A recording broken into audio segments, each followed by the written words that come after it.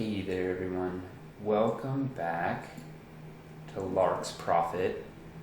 I know I posted sort of a session 0, session 0.5 yesterday, and I just wanted to get through our first delve before I forgot what happened.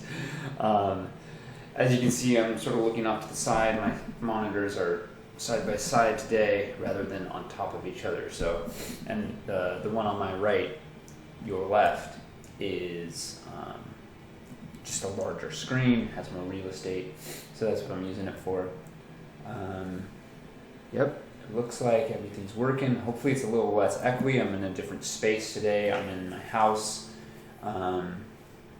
My cat might show up at some point.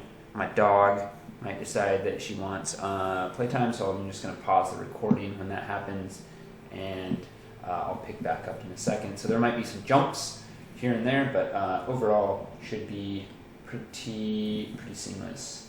I wasn't sure if the music was recording the last session through my headphones, and it was, so that's awesome. It was a little loud, maybe, so I've turned it down a bit. If you recognize the music, you know. If you know, you know. If you don't know, you should play Diablo 2. It's a game I grew up with. I don't particularly enjoy the other Diablo games. In terms of, especially Diablo 3 was a really big disappointment. That's a whole other story. Curious about Diablo 4, but doubtful. Diablo 2, the resurrected or remastered version that they came out with, it's fantastic. Highly recommend it. I've been playing that a little bit, and the music is so good in that game. I just love it, and it works really well for sort of like this creepy dungeon crawl. So that's what I'm using here. This is the opening music for the first town in the game, the Rogue Encampment. I have a couple other soundtracks or songs from the game. So let's talk about where we left off. Here are the core solo tools. We're here.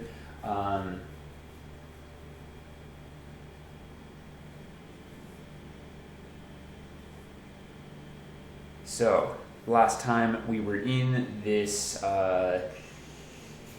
Lark had this demonic bird in a cage and a banner from Stone Gaze that basically was like a chance get out of jail free card that maybe Stone Gaze will come and help him if he gets into trouble. The bird is like this demonic creature that shines light wherever it looks. It's got fiery eyes. Our threat in the game, or in this delve, is let's see here, down here, our threat, this corrupted demon bird is calling for its mother down in the deeps. So I'm trying to figure out exactly, I'm trying to return this thing to its mother, maybe? Ooh, maybe that's the thing. It's like I'm looking for the mother, and each time I go into a new room, I roll to see if I found it. That's a good way to do it, instead of doing the waypoint thing. So I think, yeah, this is sort of the fun of solo role playing. Is like you constantly are sort of tweaking it. So this is the first waypoint, but we're not going to do waypoints as in a set number. I'm basically looking for this demon bird's mother. Oh, Lark is, I got an image for him. Oh, whoops, that's not what I wanted to do. Anyways, that's his image, if you can see it. It's sort of fun. I think I can go to assets or tokens. Oh no, I can't. These are just the tokens that I've uploaded. These are like the pre-generated characters for the starter adventure quick start. There's the fun duck, Makander of gold ducks. Anyways, yeah. Let's get to it. So we're in this dark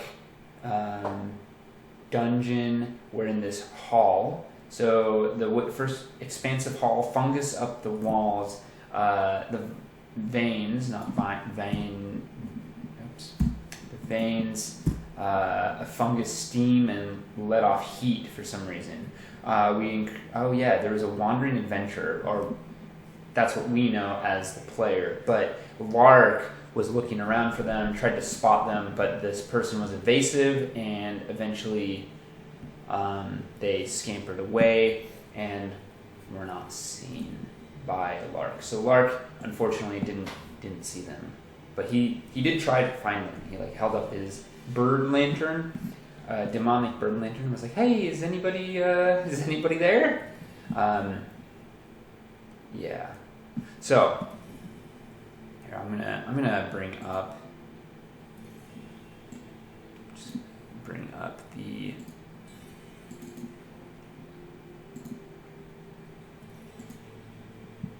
Here's a picture of Lark. As you can see, he looks like a man who. That's a pretty grainy image. It's not supposed to be large. He looks like a man who thinks a lot of himself. Whether he lives up to that, we'll find out. So we'll see. Cool. I just wanted to give you a good sense of him. I like his sort of very, very pristine hair. I did imagine him going in. He's got his waistcoat on, and he's got this bird, and he's got his dagger at his side, and he's got his banner that is a wolf, like a wolf head banner, or not wolf head, but painted on wolf head banner. So the next thing to do is to explore our next sort of waypoint. So we gotta go down here. Did that. We have our threat exploration table. Here we go.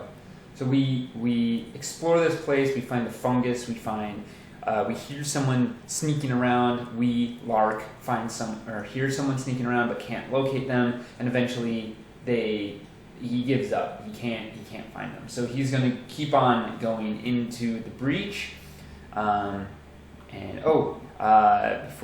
Before we start making rolls, I should say this is Dragonbane.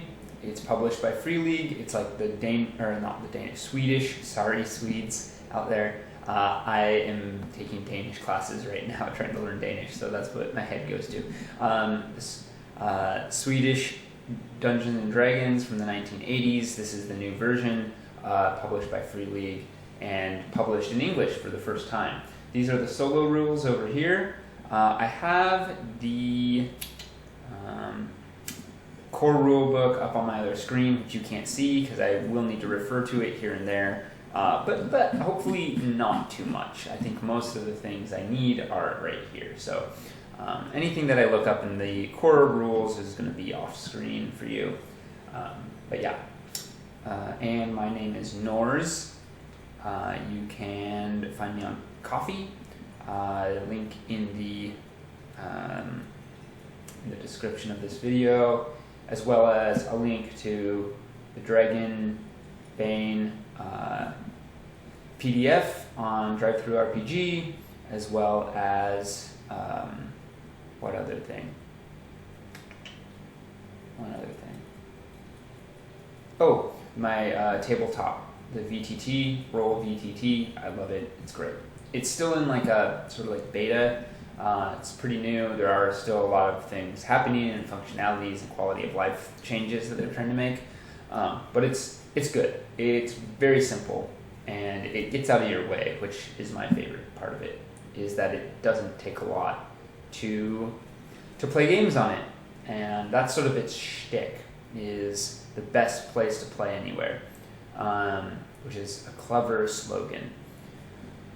Okay. We're in this expansive hall with fungus growing up. The steaming, hot fungus, maybe almost demonic, like the bird itself. Magma-esque. I imagine that the fungus is these. It's bright red fungus that sort of that wavering heat wafts down. Lark oh, moves his like sort of wipes sweat from his brow. You can no one's around to see, but he's got like pit stains in his white shirt, his button down. He's sort of thinking like, oh man, this is really gonna ruin my waistcoat. Like my parents bought me this, and this is, so he's gonna continue on to hopefully find something, a better place, and try to return this bird to its mother.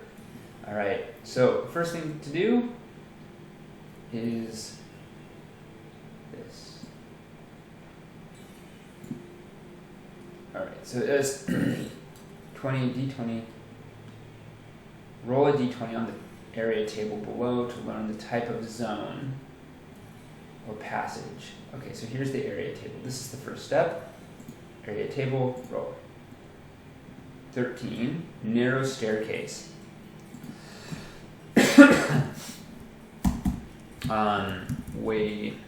Waypoint 2.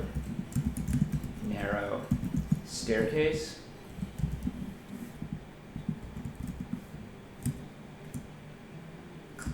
Okay.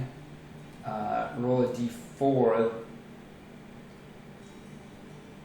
Then roll a d4 that many times on the location details table below. Oh my gosh. To choose which subtables will flesh out. Oh my gosh. Okay, this was like way more than I did last time. That's so funny. Okay, so here are all the subtables. Interesting. So. Wait, I'm supposed to do this 13 times because I rolled 13. So this is so many. 1, 2, 3, 4, 5, 6, 7, 8, 9, 10, 11, 12, 13. Right? That's, I don't know if this is right. Okay, hang on. Roll a d4. Then roll d4 that many. I messed that up. Okay, roll 1d4. Okay, so we'll do that. Alright, 4. Then roll a d4 that many times on the location details. Okay, so now I do 4d4 for these location details. So contents, I have 2, and environment 2. Okay, so that means contents and environment are both 2. So now I do 2, we'll go 2 contents. This one and this one is going to be contents. This one and this one will be environment. 14 and 11. So 11, makeshift barricade and ornate sarcophagi. Well, this seems pretty obvious. Lark, he exits this grand hall and holding up the bird, its eyes shining out. It's going. It's demonic. It's like scaled and slimy.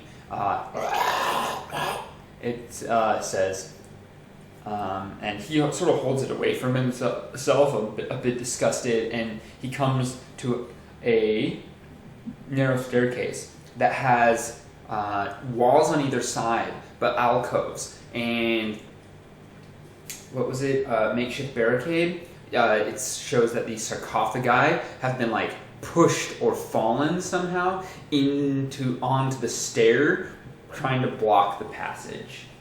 That's very interesting. And then 9 and 16. 9, flourishing fungus. Oh, the fungus extends down this hall. He thinks he's trying to get away from it, but it extends. And 16, rotting stench. Well, that makes sense. It's coming from the sarcophagus, right? That seems quite obvious. He holds his nose as he comes up to it. Oh man, what's that smell? It smells surprisingly fresh. As directed by the location detail table, roll a d20 on one or more of the subtables on the next page. for contents, environment, oddity, or danger to add features and perils to this waypoint. These tables may lead to more questions. Use the tables to help you find. Oh, yes. Okay, so... yeah, so he comes approaching these two sarcophaguses are like bumped over and stuff like that. So now I think the question is anyone guarding this? Because like, why would these have been knocked over, right? So yeah, let's see here. Is there like a yes no? I think there's a yes. I think there's like a yes no. Dragons and demons, inspiration table.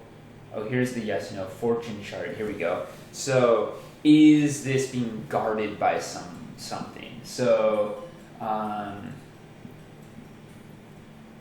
scale, power, quality, reaction. Okay, so let's just ask the question: are these sarcophagus, were they pushed into the stair to make a barrier because someone or something down here was trying to like protect itself? We're gonna roll a d6, and this is what we're gonna go by. So let's find out. 1. No. Okay.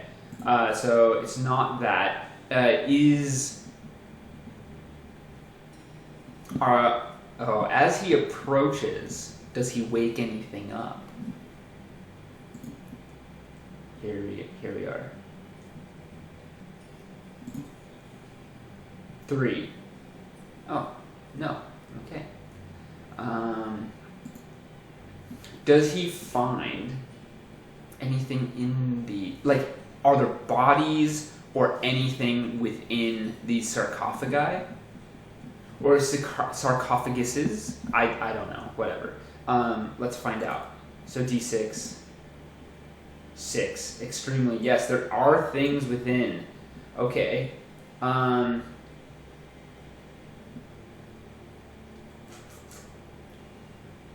Let's go here to reaction. So it's like, is or power formidable? I guess, are they bodies or are there objects inside? Let's just go yes no table real quick. No. Oh, that doesn't actually help, does it? Because it's one or the other. Okay. Bodies, or are the bodies there? I guess that's the question. 5, yes, the bodies are there. Do they have any trinkets or anything, or are they like grave robbed, basically? Have they been plundered? No, they have not been plundered. Ooh, that's exciting. Okay. Scale. How much stuff do these things have? We're going to do scale here. 5. Okay, so they have a few things. We'll say, what do they have? Thing. Let's go.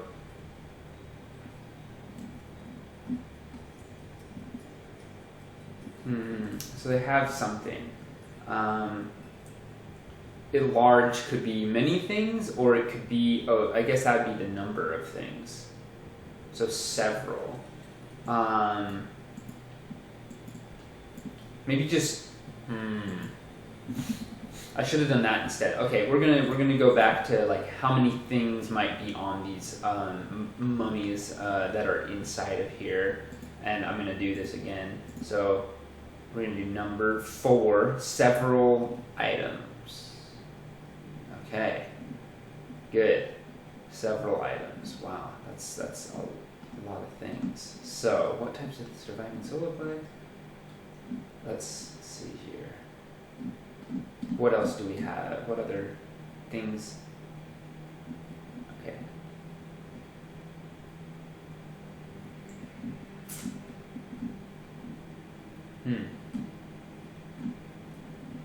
Okay, we're gonna go back up to the up to here.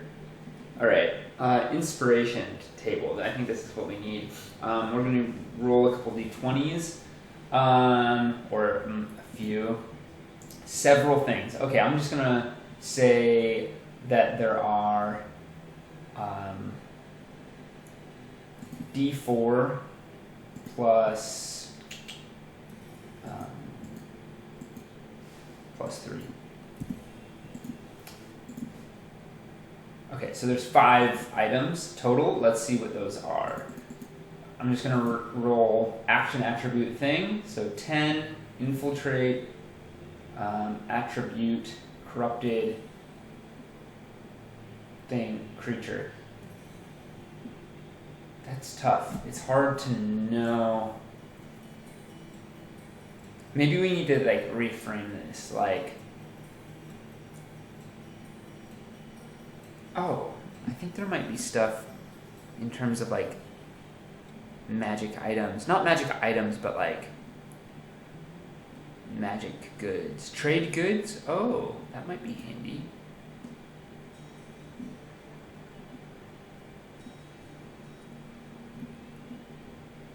Okay, let's go to chapter 6 real quick on the core rulebook. So I'm just looking at like the different things that they might have. Oh, okay. Maybe I just roll on this thing. Okay, so I'm just gonna actually roll on in the core rulebook. Is there armor? Yes or no?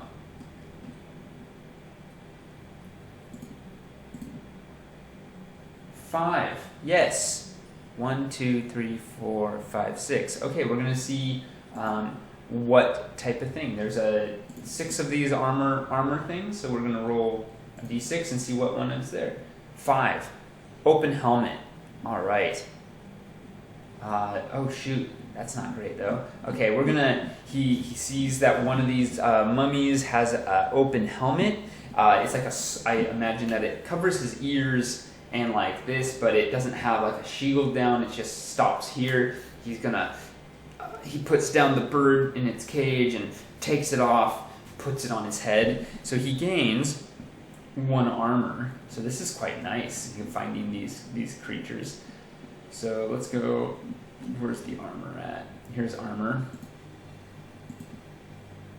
Oh, that's that. Open helm, but I get a bane to awareness, which means I roll with disadvantage to all awareness rolls. That's quite difficult. But I do. This means I get 1. Yeah. I get 1 armor, which means basically armor in this game is damage mitigation. So if I take 5 damage from something, instead I'd take 4. That's it. AP plus 1. Armor protection, I think. Okay. Oh. Whoa, that's interesting. In the core book, it's called armor rating. But anyways, that's fine. Okay, so is there another helm or a piece of armor? Oh shit. Yes. What is it? Let's find out. 1. There's some leather armor, but I imagine, is it in good condition? Let's see. So the quality. Oh, I should have done that for the helm too. So helm first, then armor. The helm is flawed. That's a shame. So maybe it just has.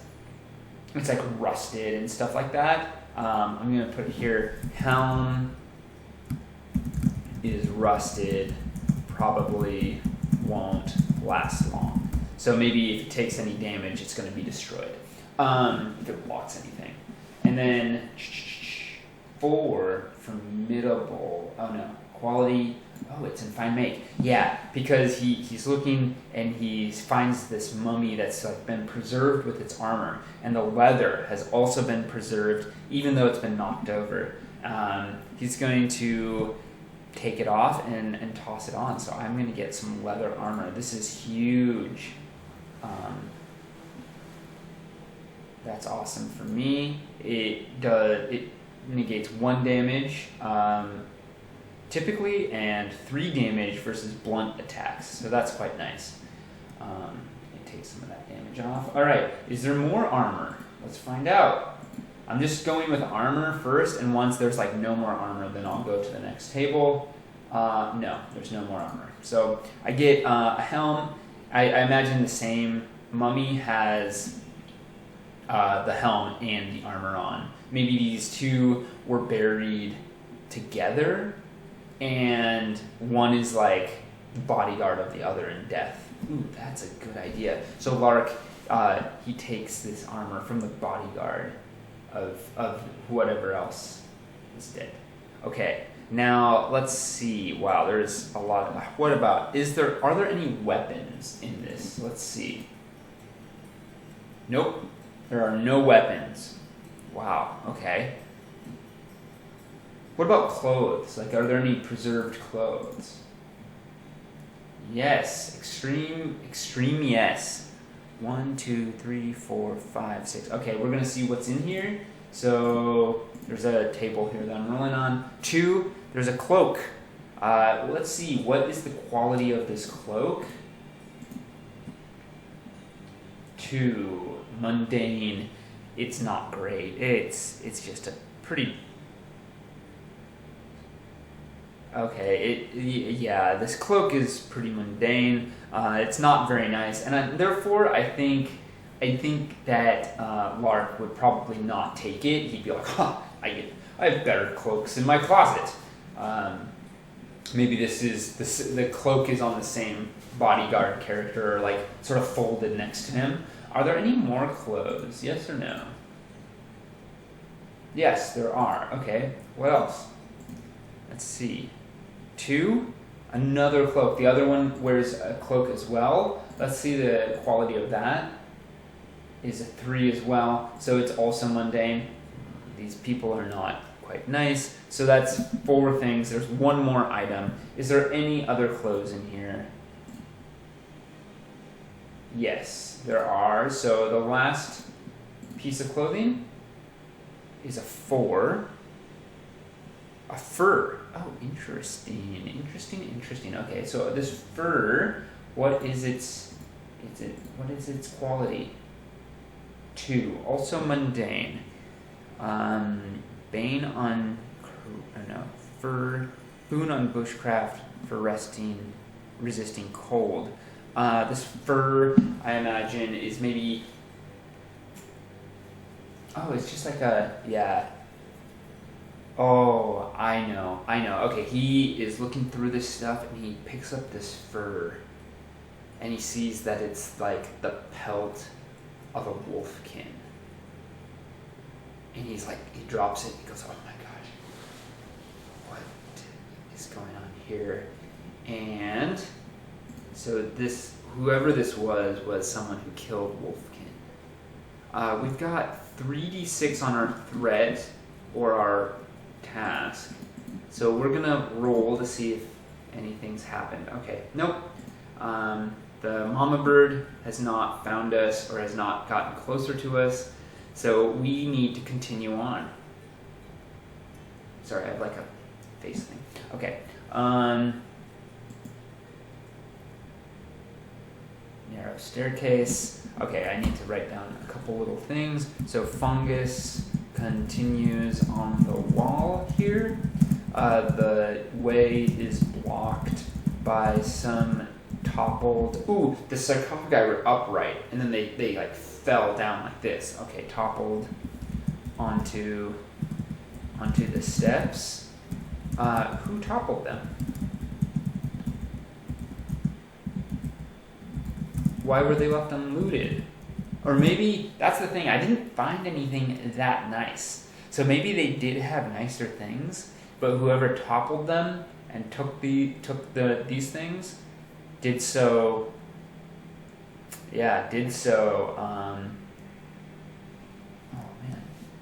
without taking the mundane stuff, suffering damage. I think there's actually like a searching table. Inhabitants, area, Scavenge. Yeah, here we go. Okay, so scavenging. When you ransack a cache of abandoned supplies, dig through the nest of a slain creature. Oh, I should have used this. Examine the gear of a fallen enemy or otherwise scrounge for loot. The scavenge table to the right can reveal what you find. This is what I should have been using. But we're not going to retcon it now. That would be stupid. So we're just going to run with it. I think that's the way to do it. Okay, so why was it looted already? One treasure card. What are the treasure cards? What does that mean? Is that something from this book? From the core book?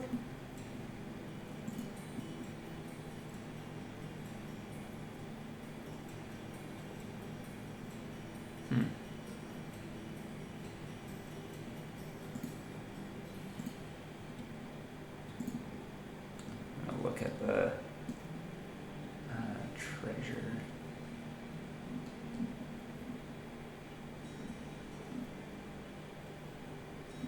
Huh. Treasure.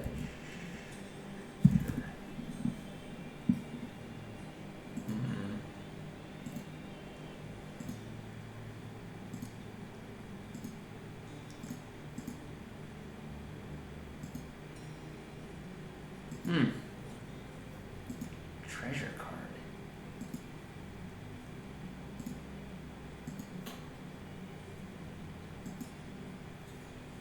Treasures. Types of treasure. Oh, treasure cards. Here we go. The treasure cards in the box can be used to quickly generate treasures. Oh, there's a PDF with treasure cards. Oh, interesting. Treasure cards. Here they are.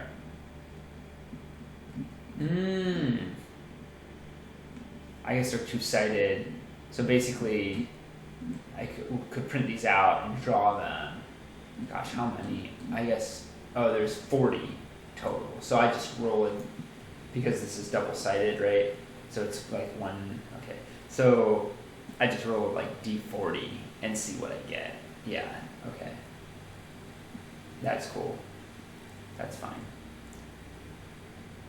I'm going to move this to the other screen real quick. That's fine, because I'm probably not going to use it. Okay, well, in the next time, we're going to use that, because I sort of messed up. But that's the thing about playing solo, is you don't have to retcon anything, because you're the only one playing. But I did that wrong, so we'll make a note of that. This is why we're learning together. It's more fun to learn together. Okay, so cool, we did that. And yeah, so I think Lark sort of climbs over the sarcophaguses, trying not to touch the bodies too much. He's already wearing a dead person's helm and armor. He grabs the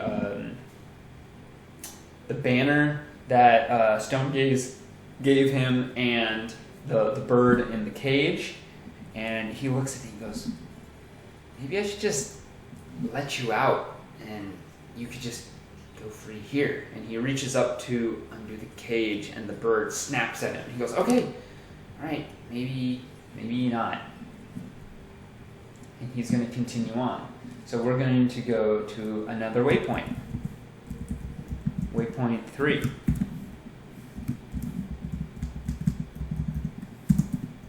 Let's see what we find. Oh, whoops.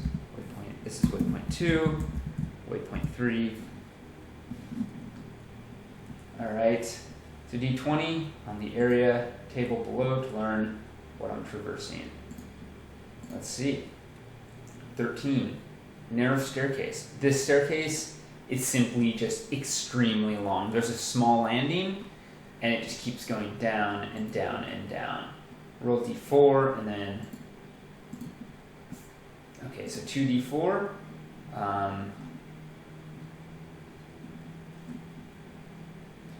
2D20.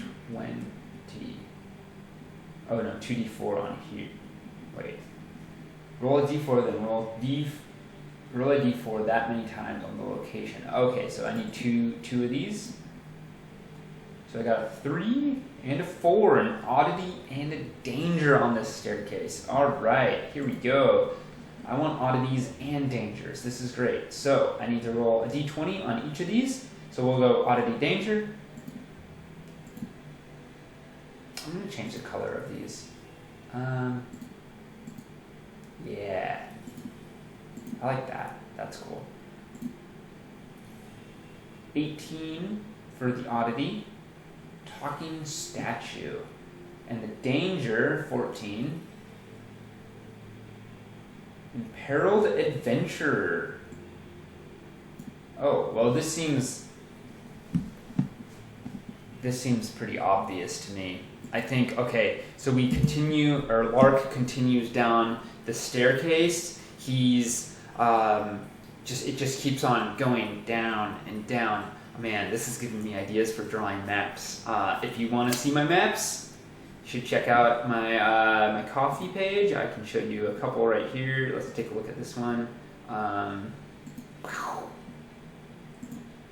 This is one of my maps that I drew. This is all hand-drawn. I don't touch up with digital at all, just because I don't have anything to do that with.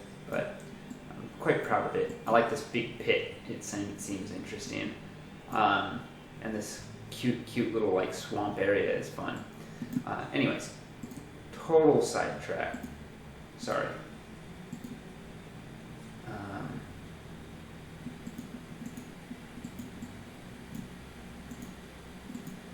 Can I stop sharing this?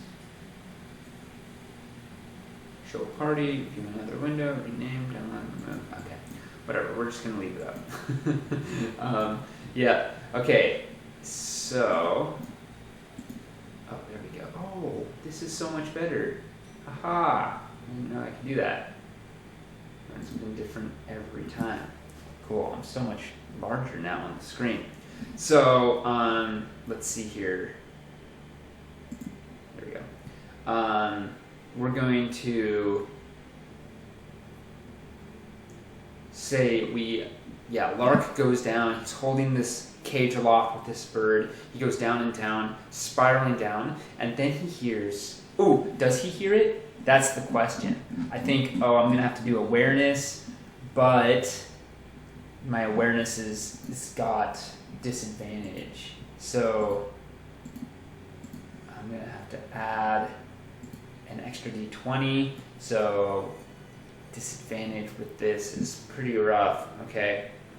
So let's see. I got to get under a 6. I definitely do not get under a 6. That's pretty rough. And so I don't hear. I'm just going down and down, and I come to this landing, and I've left the hot fungus behind. The air gets colder and colder, and and all of a sudden I turn the corner, or Lark turns the corner, and he hops back because there's a statue. And the statue is what? The statue is of a creature or a person. Or let's go back to the yes/no oracle or fortune table. Here, no, not there. There we go. Is this statue of a person?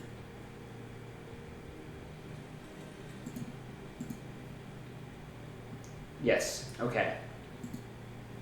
Oh, got it.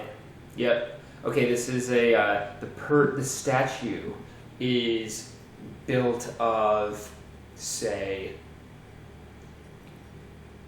a dark stone, dark brown. It's got, it stands 7 feet tall. I'm gonna need to write this down. Notes. Here we go.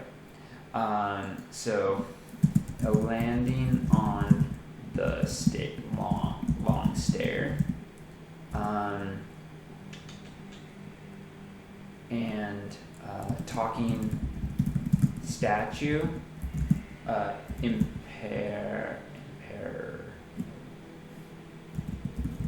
imperiled adventurer. I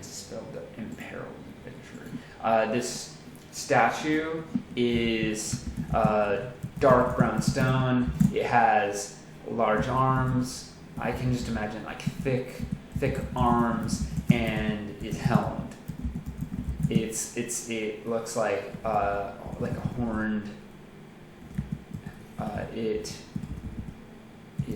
is carved with a horned helm, and it's like holding on to this person, this other adventurer, and I think it's not difficult to get that the adventurer it's holding on to is the same one that I tried to encounter, or that escaped Lark earlier at Waypoint 1 in the Expansive Hall. Yurda has gotten caught, and Lark comes around the corner and sees this little halfling pushing against this big rock or stone statue, trying to get free. Let's see. Reaction. Let's see what this thing's reaction is when Lark approaches or comes to it. 1, it's hostile. Okay. I think.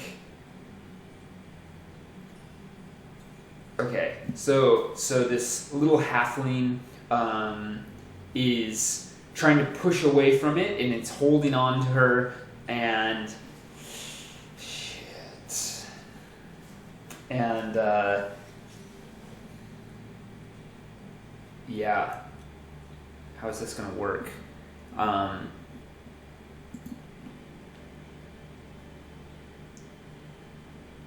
wonder if. No, there's no like animated statues for monsters in the bestiary. So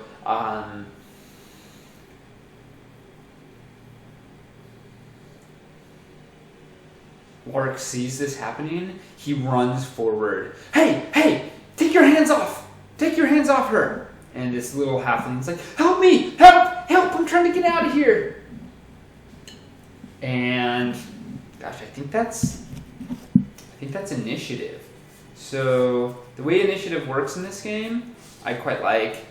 There's no initiative like roll. It's all just done with cards. So the cards are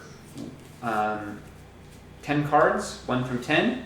You draw one for each person, and lowest goes first. And each round you redraw. So yeah, it's quite simple actually, and it's nice that you can like trade cards with someone behind you if you want, but that won't be much of a problem here. So all right, we have this going on. I don't know. I'm gonna roll for the bird mom. Okay, the bird mom. We're down to 2d6. Okay. So it does as Lark rushes forward. He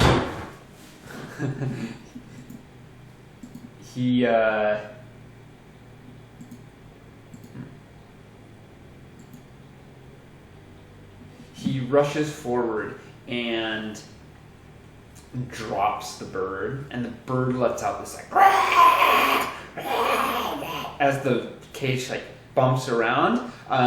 Lark will pull out his dagger, I guess, and let's see. Okay, so I'm gonna draw enemy first. Okay, enemy first gets an 8.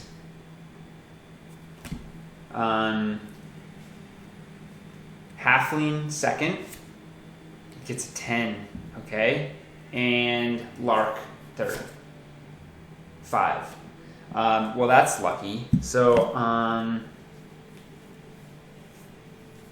I get to go first, which makes sense. They're sort of like grappled. I just don't imagine that I have anything that's gonna hurt this thing with a dagger. So I think Lark's instinct is to just try to get this halfling off of this character, or like get them away from this character and run for it. So that's gonna be. There's not like a strength check per se. I guess it would just be a contested. Oh, maybe a brawling? Yeah, that would sort of make sense. Yeah, to try to like, just like, whatever, like, trying to get this person. Maybe. That's so much worse than just like a straight strength check. Let's see if there's rules for this in the core rulebook real quick. There's our initiative. So here, I'll close this. There we go. Grapple.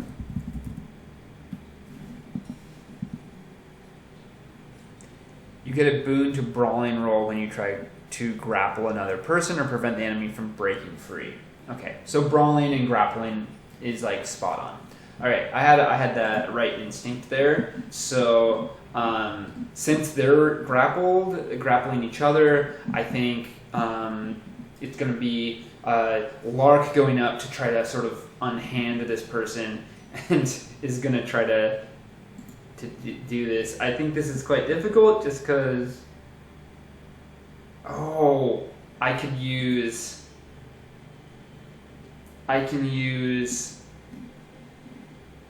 one of my skills, adaptive. So where's my skills at? There they are. Or no, abilities. I can use one of my abilities. I can use adaptive.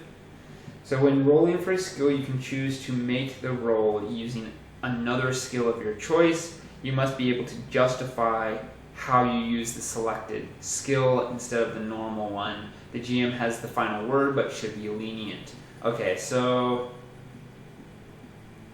let's see here.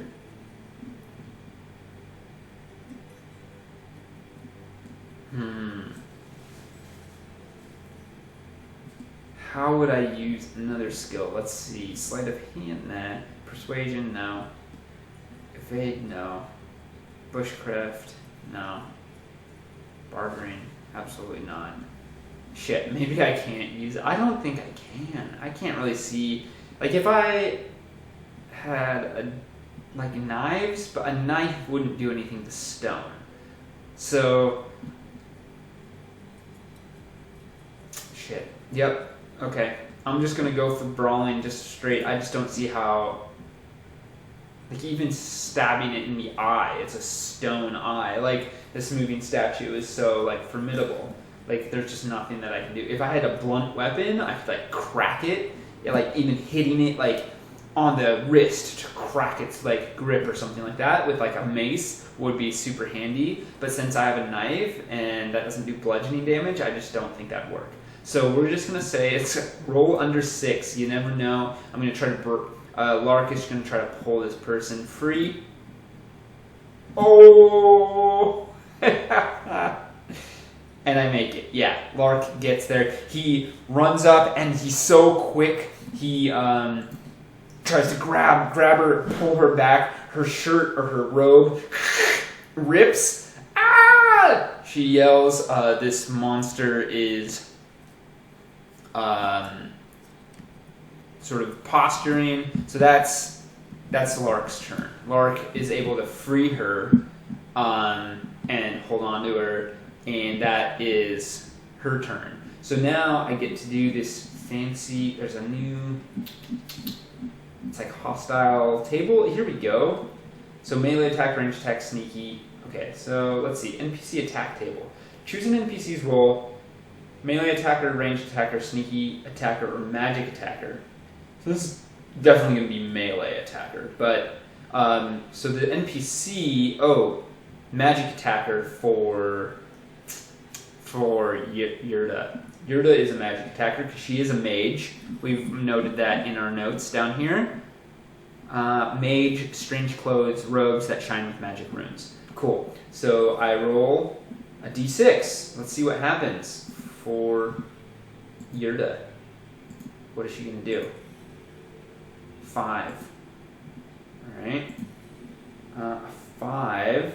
Arcane Shield. The NPC automatically summons a shield which decreases incoming damage by 2d6. To maintain the shield, they make a skill roll as a free action every subsequent round. Further uses of this action add d6 to the protection of an existing shield. So automatically summons a shield which decrease. Okay, so this is an automatic thing. So there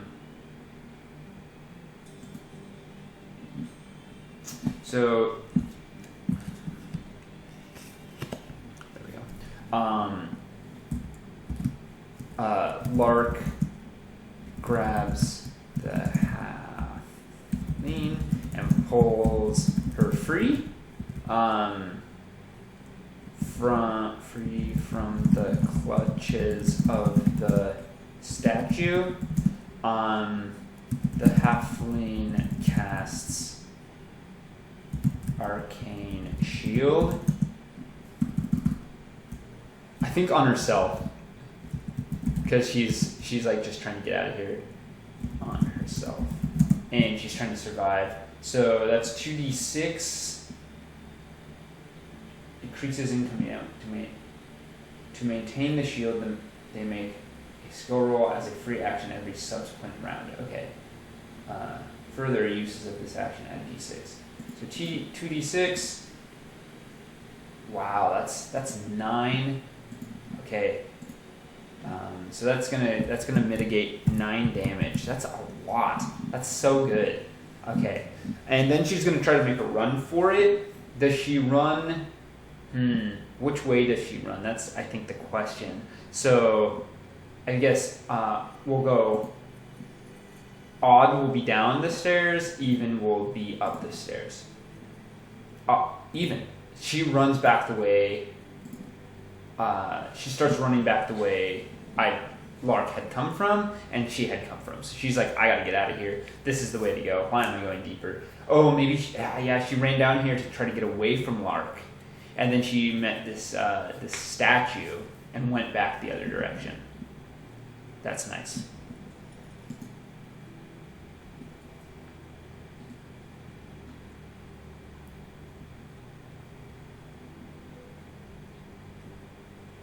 Okay. So she pieces out and runs for it. After casting this on her. So that is the creature's, the statue's turn. So again, that's definitely a melee attack. So let's see here. See what it is. It's a 5. The NPC attacks with a boon. A successful attack inflicts an extra d6 damage, and you are knocked down. If you attack them before their next turn, you also attack with a boon. Oh, okay. Shoot.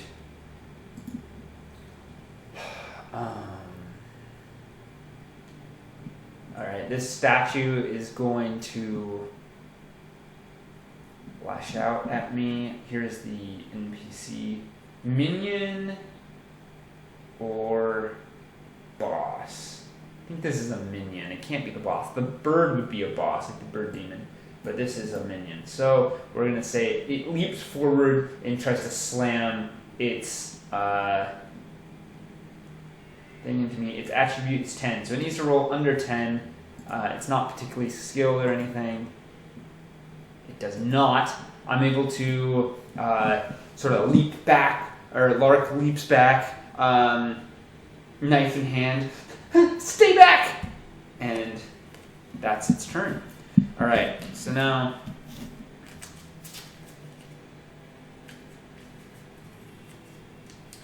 shuffle the cards again, and it's initiative round 2. So let's see. All right, I'm gonna do the monster first, or the statue first. At 8 again. Interesting. I did shuffle. And then I'll do the halfling. 10 again. Oh my gosh. Okay. Oh no. The 10. I guess this was right. So the 10. Okay. So the halfling, and then myself, or Lark. Lark himself. Okay, Lark is an ace. So Lark goes first again. And I think this means he beats feet. He's going to run. He's not going to fight this thing. That's for sure. So his movement, his ability, he's just going to run for it. He's not trying to be a hero here and fight this thing. He's trying to get the heck out of here. And is going to just run for it. And then the monster is going to go. It's got slower speed than me. So I'm going to say, this makes sense, it's slower than I am, or Lark. Lark is a bit faster, he's got 12 speed. The minion's only got 10. So I'm going to say that we're out of combat. Lark runs back up the stairs.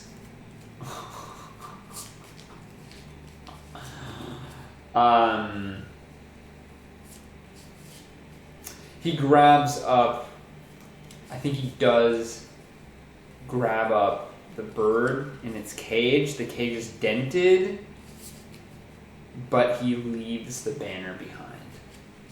The banner, he's just too scared, and he runs away without the banner. The banner he leaves there.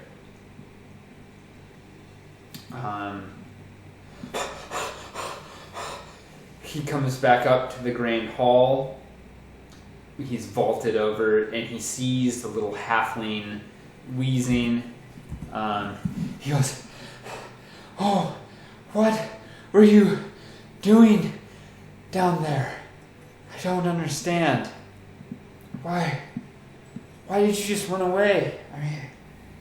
And the halfling is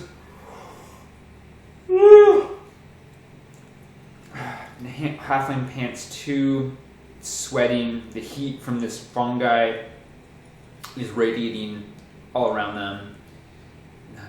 Hoppy goes, "Well, I wasn't just trying to get out of here. I've gone up and down so many staircases that I just needed to get out. And if you could just point me the way out, that'd be really, really handy."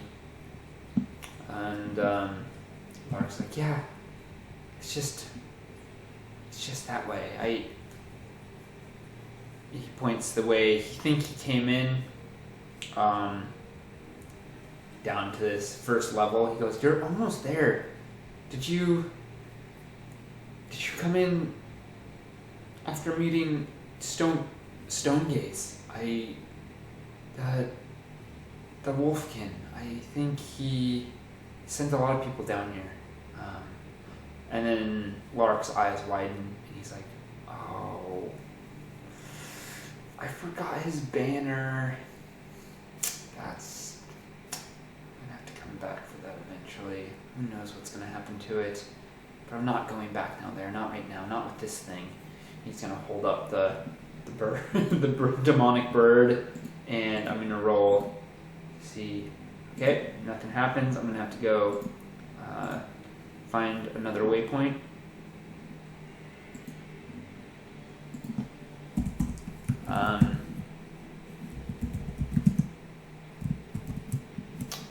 Landing on a stair top instead. Okay, good.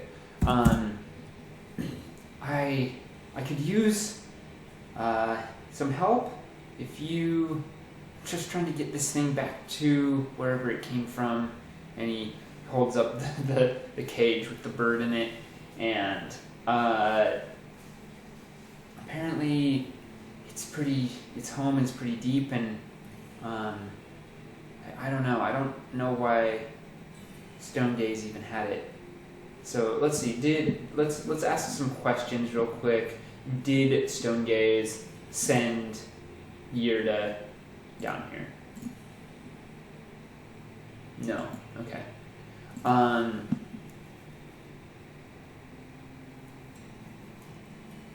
He looks at her and goes, what's your name? And she goes, my name's Yirda. I'm a mage from Crowstall's Tower. I came here searching for Crowstall's helm. And Lark's eyes widen. Here, I'm just gonna bring up a map real quick. Here. So here's Crowstall's Tower. Here is where we're at, somewhere in these mountains, the southern Fistmuck range. He goes, you're looking for Crowstall's helm in here? And she nods and she goes, yes, I thought it might be in the breach. I wasn't certain, but I was just pretty sure I could find it and bring it back to Crowstall's Tower, where it should be celebrated and held. And he nods. Yeah, that makes sense. But it hasn't worked out. I got lost. I don't know how long I've been in here, but I'm through with my rations and I just need to get back. And he's gonna nod. Lark nods and says, well, if you just go that way, I think you'll make it.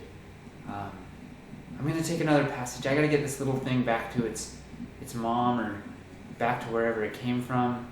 I'm not sure.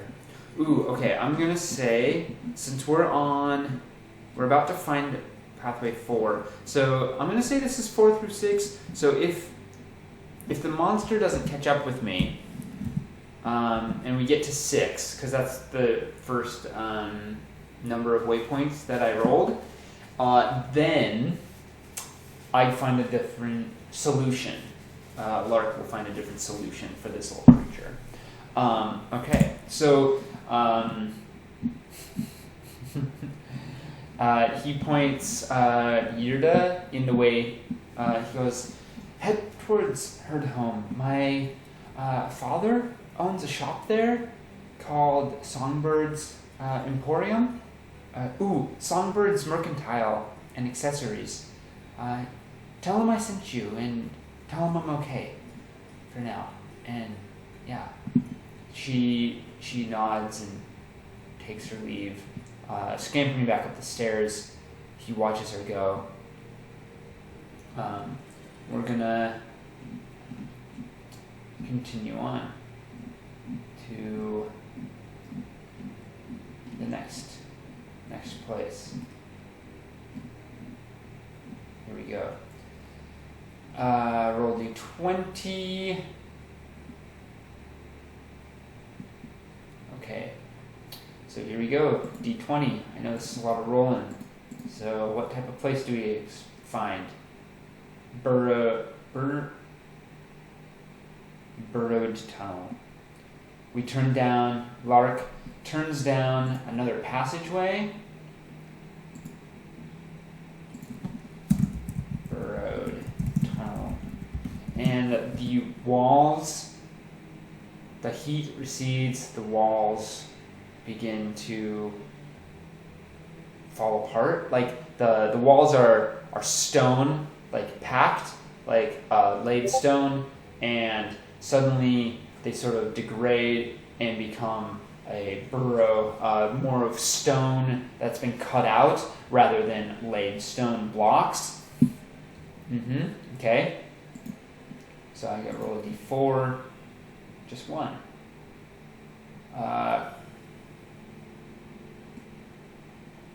D4. Alright, so contents. Wait, okay. Roll d4, then roll d4 that many times. Okay. Oh, okay, so I just roll once, so I'll roll once on the content thing. 4 danger, okay. And then I'll roll on the dangers. 11. Hidden trap. Okay, here's the traps. The breach is riddled with deadly traps engineered by both the current denizens and the long dead architects of this place. If you encounter a trap either as the outcome of a failed skill roll or as a prompted by a random result, you can use the table below to reveal its nature. As both the GM and player of your adventure, you may occasionally have knowledge of a peril that your character does not. If the trap is not yet sprung, you spot hidden to stay out of trouble. If you activate the trap and can respond, make a roll such as evade to avoid its effects. If a trap causes you harm, check the damage table, page 5, to decide how much damage it inflicts, or just make it moderate, 2d10, 2d6. Okay, let's see what type of trap I hid. And then I'll decide if I can avoid it. Unleashed foe. Oh dear. Oh geez. Okay. So something is here. An unleashed foe. This is not. Oh yeah. I already know what this is. Okay. Yeah. Yeah. This tunnel. It is long, and then it starts to fork out. There's like passages leading off. And I cannot respond. I don't get to respond to this. Lark is definitely caught unaware here.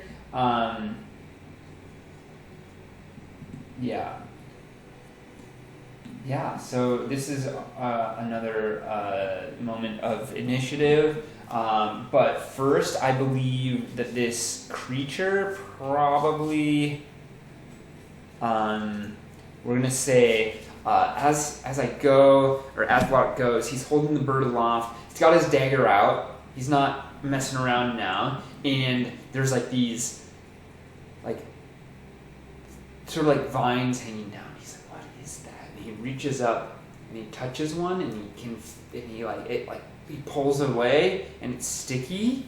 And then suddenly from behind him he hears skittering. He turns around, but it's too late.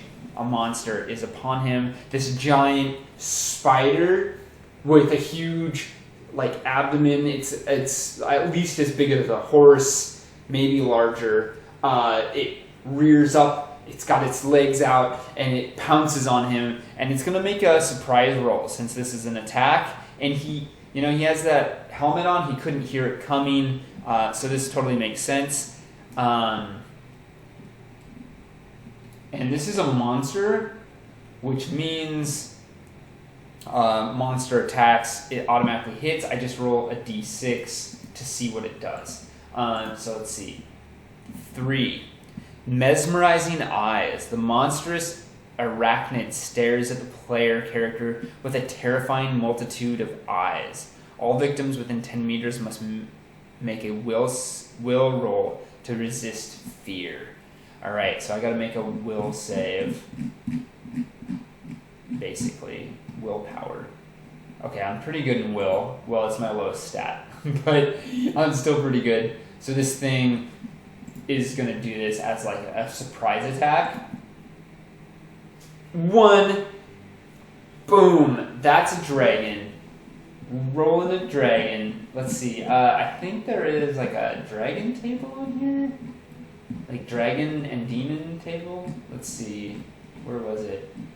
Dragon and demons. Dragon effect. You uncover a helpful item or resource. The action is performed faster than usual. Okay. So I could roll a d6 and see what else I get. Like, not only do I resist, but I get like a little boon here. 6. The action yields greater results than usual. Okay. Maybe, this is the thing. It stares into Lark's eyes. He holds up the bird and is like, "Get up, birdie!" And the bird actually lets out like a spout of fire from its mouth and attacks this thing back. So I'm just going to say that this demon bird is like, and like spits fire at this. It's just going to do D4 damage. All right, it does 3 damage, this thing. I need to track. Oh, I need to take some notes on here real quick. All right, tunnel, danger, unleashed foe,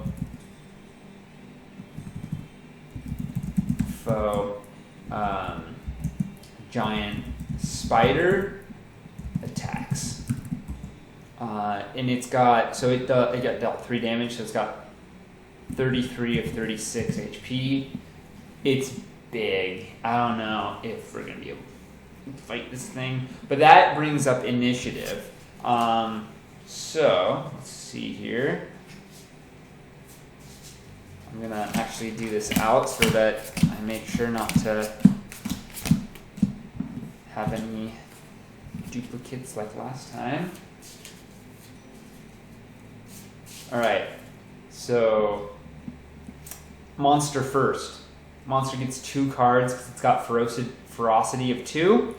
So the first card for the monster is a 2. No, that's not good. Second card for the monster is a 7. Okay. So, and me, I just get 1, get the 4. So the monster gets another attack. Let's see what it does. 6. Ramming attack. With a great leap, the giant spider launches its massive body at a player character that inflicts 2d6 bludgeoning damage and knocks the victim down. I think maybe Lark is not long for this world, is what I think. Oh, God. Okay. I'm gonna have to run. I'm gonna have to try to run for it, man.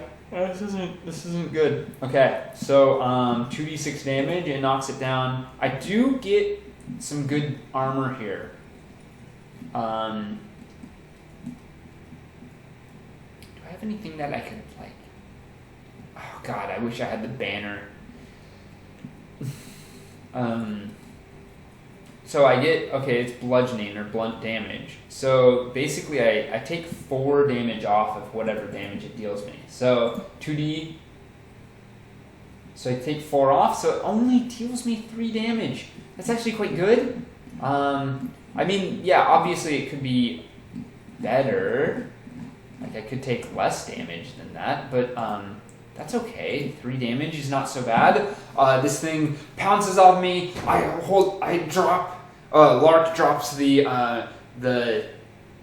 bird cage. It skitters away again. The bird is shrieking once again. He holds up his dagger. I think this is like a Sam moment, but he's knocked to the ground. Stay back! Stay back! The creature or the spider sort of like pushes him over, and he like falls backwards onto the ground. Okay, so that was the first turn of the spider. Now it's my turn. I'm definitely gonna try to attack it. I'm gonna get to my feet, but that uses my movement. Oh, how does evade work again? 1 second here. Evade. Hard to catch. Oh, interesting. Oh, that's.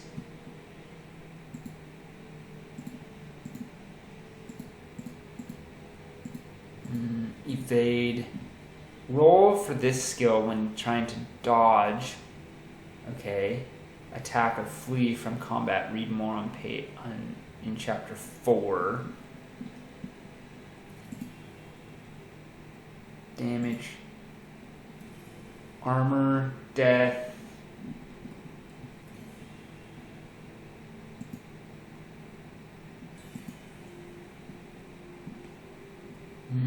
Where is it? Let's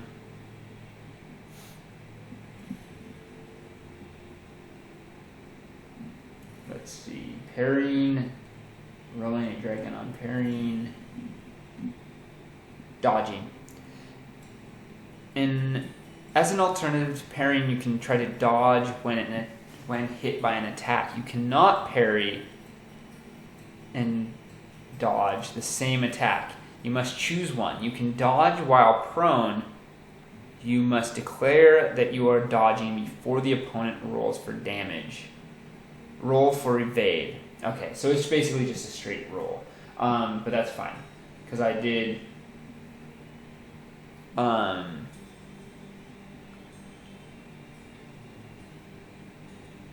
Okay, so I could have tried to evade that, I think. On a failure, you are hit by the attack. Okay, well, sure. But I didn't dodge or evade or anything like that. But I am going to try to attack this thing. Wait, where was I? Okay, so this thing attacked me. It dealt me 3 damage when it knocked me down. And then, where are my weapons at?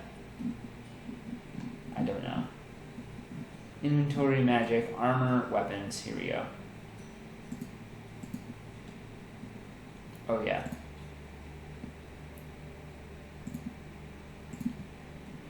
Yeah. So but first I need to roll to see if I can even hit it. Okay. Oh, and that was Oh, that was just a will save, though, so it wasn't actually like a skill. Okay, so I'm going to try to attack this with my knife. I'm going to try to stab up into it. Let's see. 14. Oh, God. Do I want to push it? Alright, do I want to push my roll? So, yeah, I'm going to push my roll since we're learning. This might not be the character I play long term. If he dies, that's okay. We'll have to start a different character and see how far we can get. So Lark is going to push his roll, which means I basically just roll again and see if I can succeed. So we'll just roll again, and I'll have to take a condition for this. And I also fail. So I don't even hit it, but I do take a condition. So I get to decide what condition I take. This is sort of straight from... So pushing your roll is straight from Forbidden Lands, which is also a Free League product.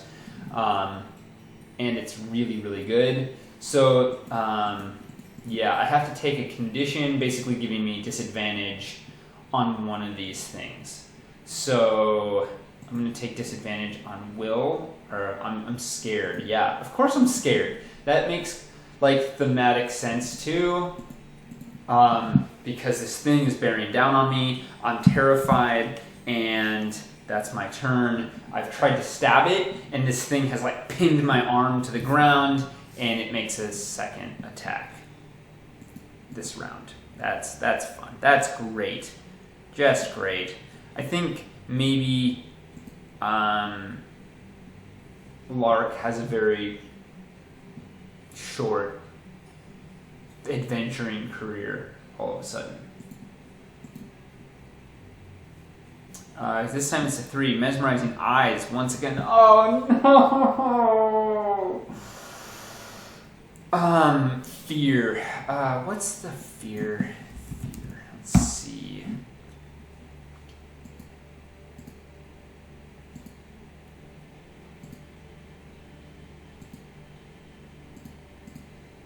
What is the fear condition again? How does it work? There are many horrifying beasts looking in forests, such as creatures can perform so-called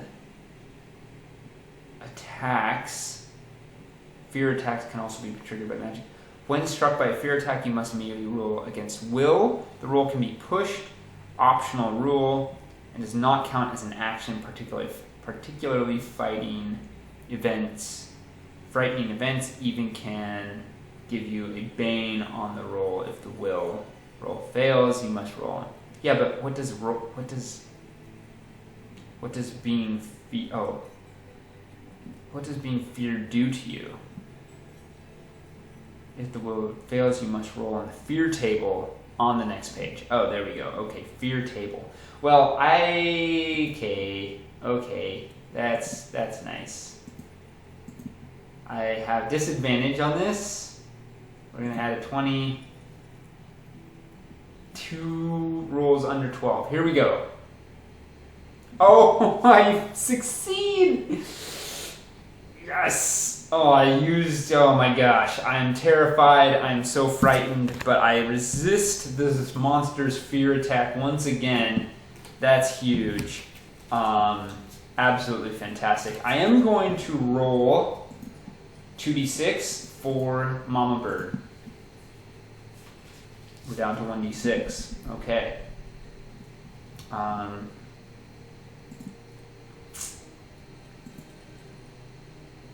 Okay, so we're down to our last d6. It's a 1 in 6 chance. Whenever we roll now, that Mama Bird returns and shows up for her scared, which makes sense, right? Like this bird has been dropped in its cage. It's like, and this monster, this giant spider is like attacking me. All right, we're gonna go into our second round of combat. This is so brutal.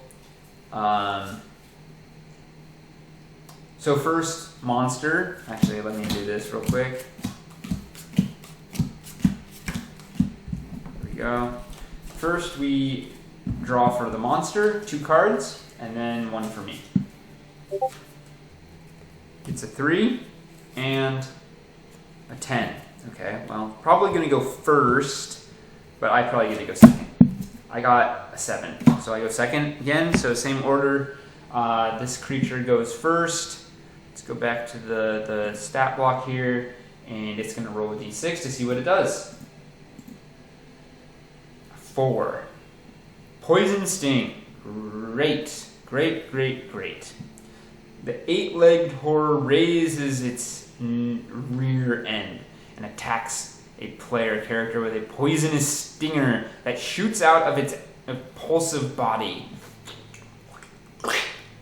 The attack inflicts d10 piercing damage, and a victim who sustains at least 1 point of damage is also injected with a paralyzing poison with potency 16.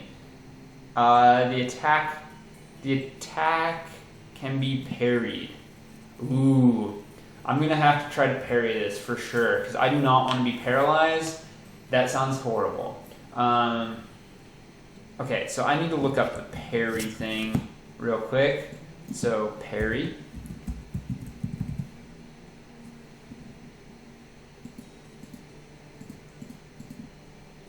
Oh, combat. Here we go. Damage. Here we go.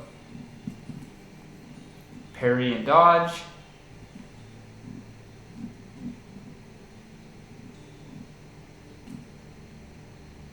Oh man. Yeah, conditions, hazard, darkness. Paralyzing. Wait, where's the parry thing? Hunger, cold, riding animal. Okay, I've gone too far.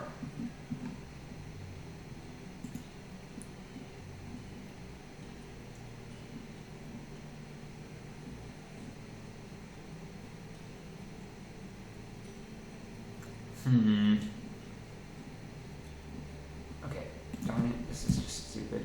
Here we go, alright.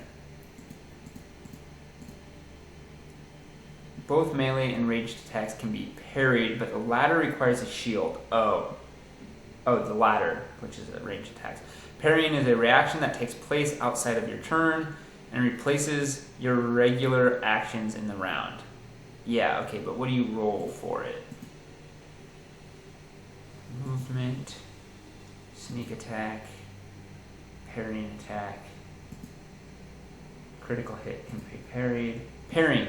When hit by an attack in close combat, you can choose to parry the attack with a drawn weapon or shield. Note that you cannot draw a weapon to parry, as free actions can only be performed on your turn. You must declare that you are going to parry before the attacker rolls. 4 damage. You cannot parry unarmed. Okay? It is also impossible to both parry and dodge. You can parry while prone. When parrying, you roll against your skill level for the weapon. Aha! This is good for me. My skill in the weapon is pretty good. So let's try that out. Where are my weapons at? Armor and weapons.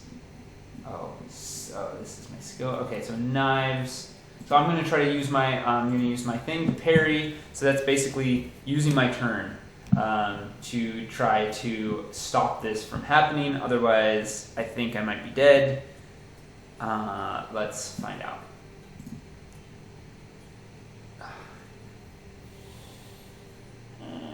I think I gotta roll under, right?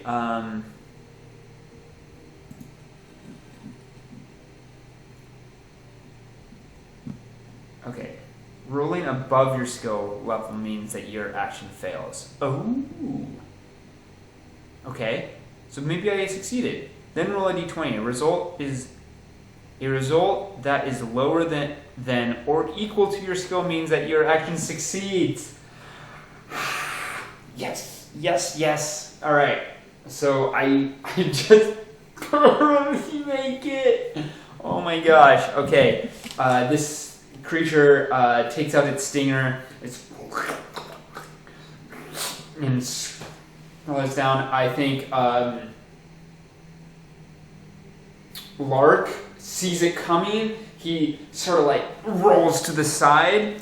I know I'm parrying, but I'm just gonna say that like narratively that makes more sense. It's totally a Sam moment, you know, of like rolling to the side out of the way of this monster, this giant spider, and that's it. That's my turn. But I did avoid getting paralyzed, which is like a huge thing. We're gonna go back to this spider's stat block, and it's going to attack again because it gets another action, and it's going to do 1 mandibles. The spider's serrated mandibles swish through the air like scimitars that inflict 2d8 slashing damage. Okay, well, I avoid that, but it skitters around. It like sort of tilts itself and like nibbles at me. Big nibbles, apparently. So that's 2d8. 2d8 damage. Oof.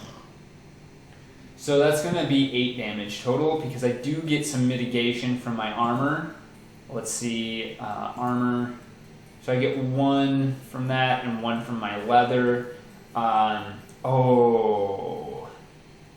gonna roll on this here on the fortune table. I'm gonna say extreme no, it's okay. My helm is not of great make, and so if it's an extreme no, then it's fine. If it's a no, it means it's damaged but can be repaired. Or no means that it will break next time, no matter what. Yes means that it's damaged but can be repaired, and extreme yes means it's totally donezo. 5. It is damaged but can be repaired, but it does subtract those 2, so I take 8 damage. 1, 2, 3, 4, 5, 6, 7, 8. Oh my god, I only have 3 HP left. Wait, okay, there's a spot in this book that's like surviving solo. I think I need to surviving solo, resolving failures. You make a precision. Oh yeah. Okay. Facing combat. Combat is tough for a solo adventurer. Avoid combat through negotiating guides of refuge. When forced to fight, use special attacks and heroic abilities to your advantage. If you gain the upper hand through tactics or terrain, award your character a boon. If all else fails and fight turns against you, flee, suffering damage. If you suffer harm in your adventure and aren't sure of the severity, yeah, okay.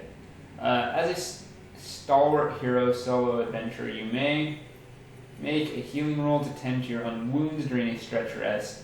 On a success, heal 2d6. Attempt to rally yourself while at 0. Persuasion roll. Attempt to save your own life.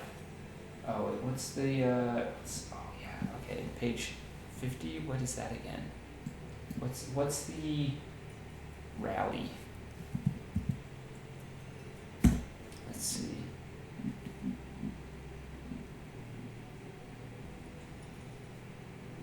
Rally. Another player character within 10 meters in earshot can persuade you to rally and keep you fighting despite having 0 HP. This counts as an action. If you rally, you can continue acting as normal, but must keep making death rolls.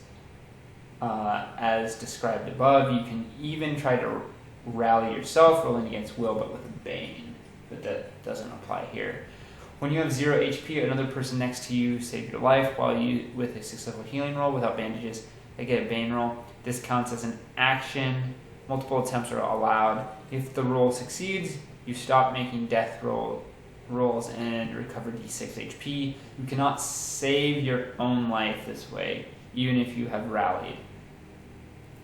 Additional healing rolls have no effect once you are no longer at 0 HP, except when resting. Magic can save lives as well. Fuck. I mean, excuse me, shoot. I wish Yurda had come along with me. Okay, I'm almost down, but I'm not quite out for the count. So it's our third try here.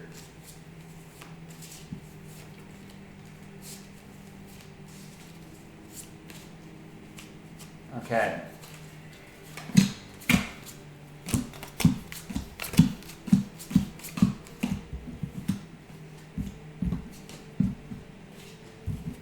Okay. Monster first. Ace goes first. And a 9. Probably goes second or third. And I. 2. Oh man, so close. Okay. So monster attack. Here we go. I am still on the ground, and the monster is going to attack me. This stupid spider, man. 2. Tearing attack. The famished spider lunges at the player character, frantically attacking with its multitude of hairy barbed legs. All player characters within 2 meters suffer d8 piercing damage. Do I parry or dodge? That's the question here. Do I use my action? The thing is that I need to run away, but it's almost certainly going to do enough damage to take me down to 0 HP. And then I have to use my...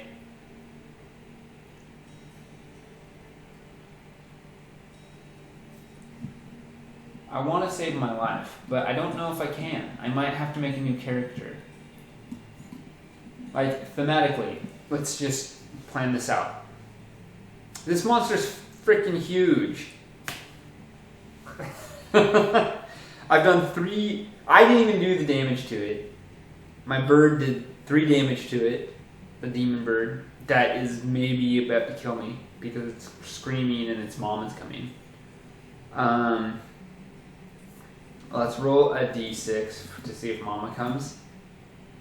No, it doesn't. Okay.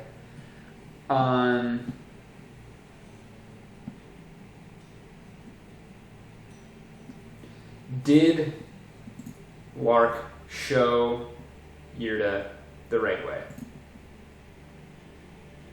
No. No. Okay. This is it. I am going to take this damage. Actually, I am going to try to dodge this or parry it.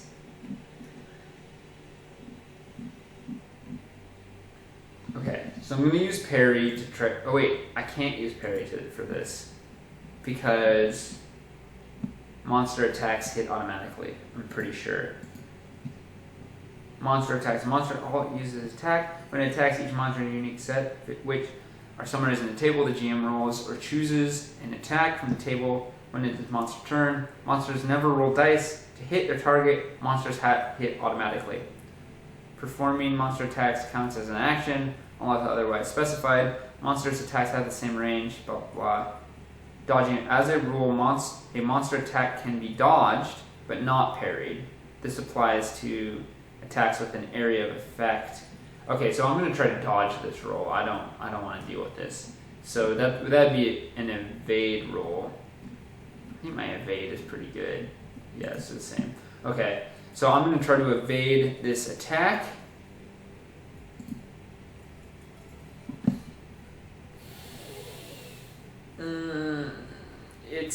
There's so many legs just crashing down. I'm gonna push it. I'm gonna roll again to try to evade. Oh my gosh. Okay, can't do it. That's so frustrating. So I gotta take another thing and take the damage. So D8 damage. Let's do that first. 2. Oh, I'm so lucky. All right, I'm down to 1 hit point, and then I'm gonna say yeah. Actually, I'll go strength.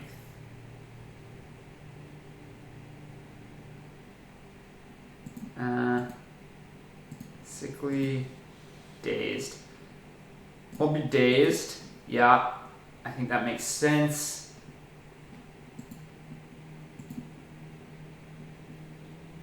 Or actually, I'm gonna go here and go disheartened. I think that's actually supposed to be like dirty. But yeah, I'm like rolling around. This thing, it's like spiked legs, like cut me up. Like Lark gets like his shirt is in tatters. He's like bleeding and stuff. Like he's not charismatic all of a sudden. He looks like he's been messed up. This is like pretty bad. Okay, but I'm still alive. These and this are done. I am going to make a surprise. I'm trying to save myself here with ideas. So I'm going to make a draw for Yurda, which is a 4. So it's Yurda's turn. She comes scampering down this. She hears the battle happening, and it's her turn. So she gets to make an attack. She is a magic attacker, which means D6. Let's see what happens. 6. Mystic Mysteries. The NPC casts a spell of unknown origin. Roll for action and thing on the inspiration table and interpret the spell's effect. Roll action and thing on the inspiration table. Whoa. No, this is. I should have gotten that. Action and thing. Okay. Action thing. 1, 2. 18, 19. Action strengthen. Treasure. Okay. Well, that seems sort of obvious, actually.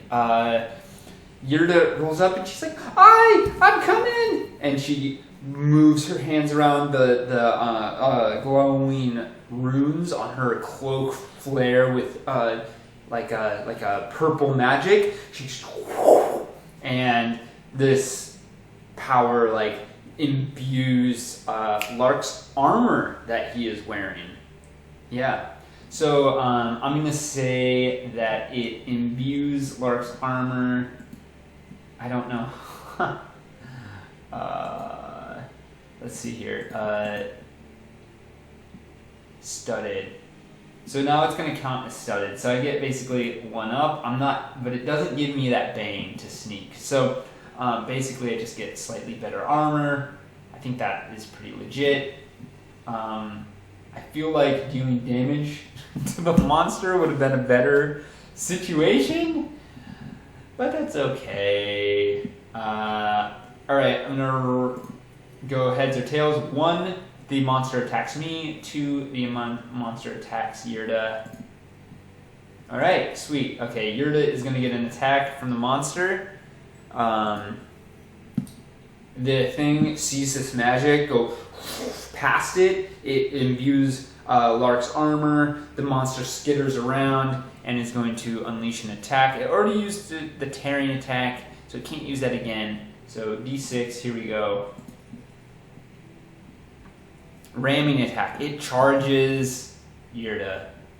With a great leap, the giant spider launches its massive body at a player character. The attack inflicts D6 bludgeoning damage and knocks the victim down. Oh dear. Where's Yurda's stat block? Here it is. Okay, HP, no armor. Yikes. So it's D what? 2D6? We could kill her outright right here. Nope, only does 3 damage. So Yurda...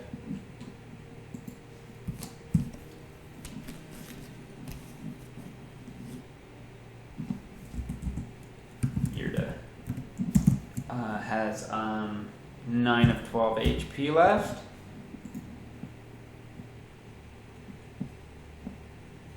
Good. Okay. Okay. That's that. That's good. I mean, now I have an ally here. That's the end of the round. I just can never... I never get to go first right now because the cards are not being my friend. So let's try again.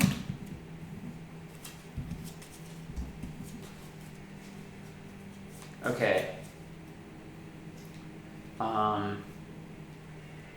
Monster first. Well, maybe... Okay. Yeah, monster first. 8 and 4. Now Yurda. 2. That's good. And for me, I get the ace. Hey. All right. So I get to go, then Yurda gets to go, and then the monster goes twice in a row, which is a little tricky. But that's okay. I actually get to do something now. So let's see here. Surviving solo play. Attempt to rally yourself while at 0 HP without a bane. Okay. Well, I think I just gotta attack this thing. I gotta try to get this thing good. You know, I can't keep on running. You know, so that's what I'm gonna do. I clamber to my feet. Lark clambers to his feet. He runs forward. This thing is distracted and is focused on Yurda. So I'm going to say I get a boon here because I don't want to die. I need to roll under, this. And I get dragon, yes! And I get an advancement button. That means I get to roll, see if I advance on this. So I am able to do that. And that also means I deal 2 D8 rather than 1. 2d8, and I get my d4 in there as well for my damage bonus. I stab up into this thing, and oh my gosh, I deal so much damage. That's 8, 15, 14, 15, 16, 17, 18 damage. I imagine Lark being like, ah! And just like dives onto the abdomen of this monster, like tearing at it with his dagger, trying to kill it. I'm not good at math. Let's see. I've got it's got 33 minus 18. 15. Oh my god, I took it down so much. Holy shimada. Alright, it's down to 15 HP. This is huge. Especially if I get a good attack. Okay, 15 HP on that. That's my turn, so I'm going to put that over there. That was a great turn. Very, very good. Okay. And then Yurda gets to go. Let's look at what she does. Where's that table? What's up here? her magic attack. So we'll roll a d6, a 1. Magic Bolt. The NPC casts an attack spell which inflicts 2d6 damage against a single target. Alright, yeah, cool. That's just straight up. Wait, hang on. You can also use the simple NPC template and the NPC attack table to add a creature, decide if they are a minion or a boss, and choose an attacker role. For example, a monstrous insect that attacks by spitting corrosive slime, and minion ranged attack. For a more varied foe, give them 2 rolls and pick from those on their turn. Okay, well, treasure deck. Okay.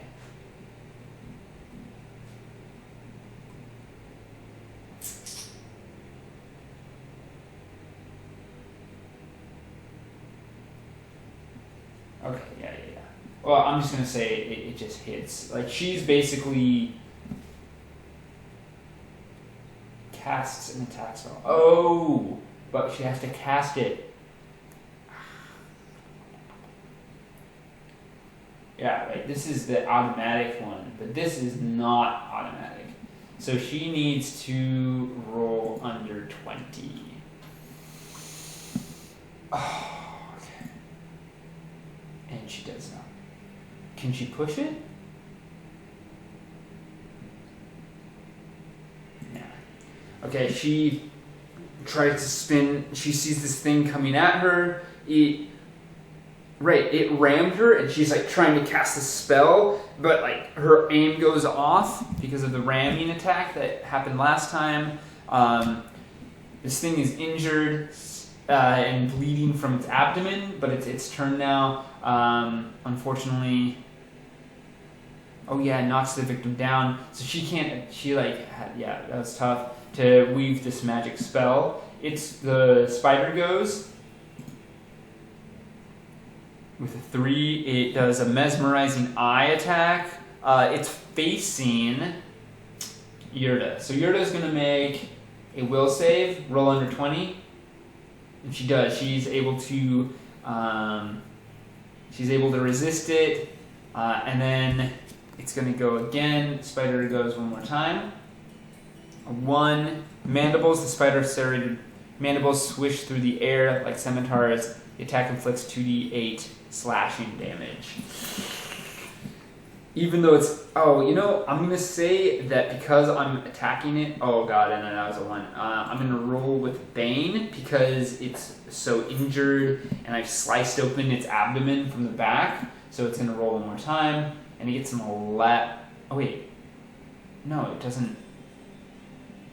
It doesn't do that. Right, okay. So it basically just deals 4d8 damage. Oh, no. I'm sorry, you're dead. Yep, she did. 8, 12, blah. Okay.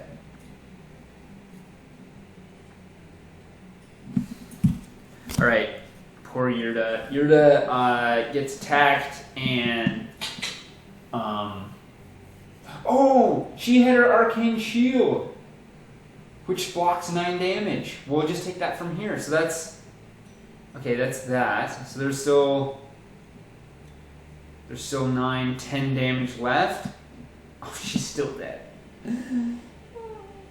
That's sad. Okay. Well, she's dead, but she's not like super dead. So maybe she's gonna make some death throws. Death saves. We'll do plus and minus for that. Okay, and that's her turn. Excuse me.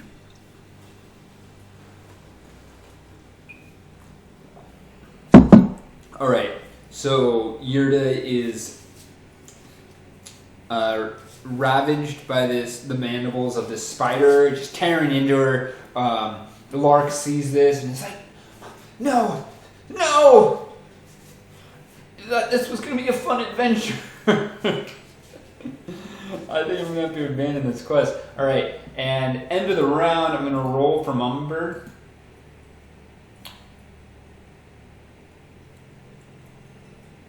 Okay. Mama bird shows up. How? Oh my goodness. So all this time, this battle's been going on. The little bird has been like calling, and Yurda and I don't notice because we're so involved with what's going on. Mama bird is, I think of Mama bird as like Wang Zitong? Wang Jitong? I can't remember the like owl monster from Avatar: The Last Airbender in the library. And it's like long-necked and sort of almost like serpentine, but feathered at the same time, right? So it's like going through these like passages, these tubed passages, burrowed passages that the spiders typically live in. But birds eat spiders. That's a thing. Yes, they do. So this makes narrative sense. So we get,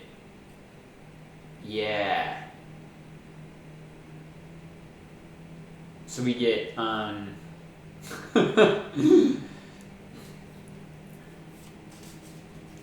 So the mama bird arrives. So we're gonna draw a mama bird card this time. Okay. So first, the spider. Spiders always draw first. Monsters always draw first, I'm going to say on here.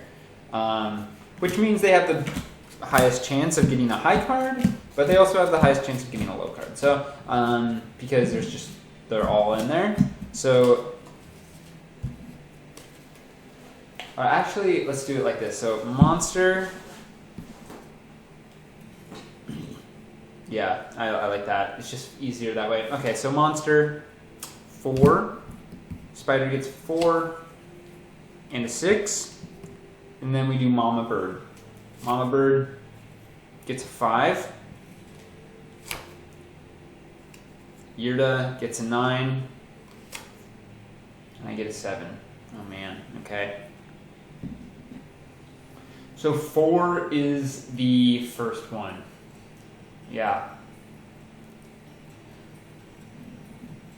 So animal sense is a thing. This spider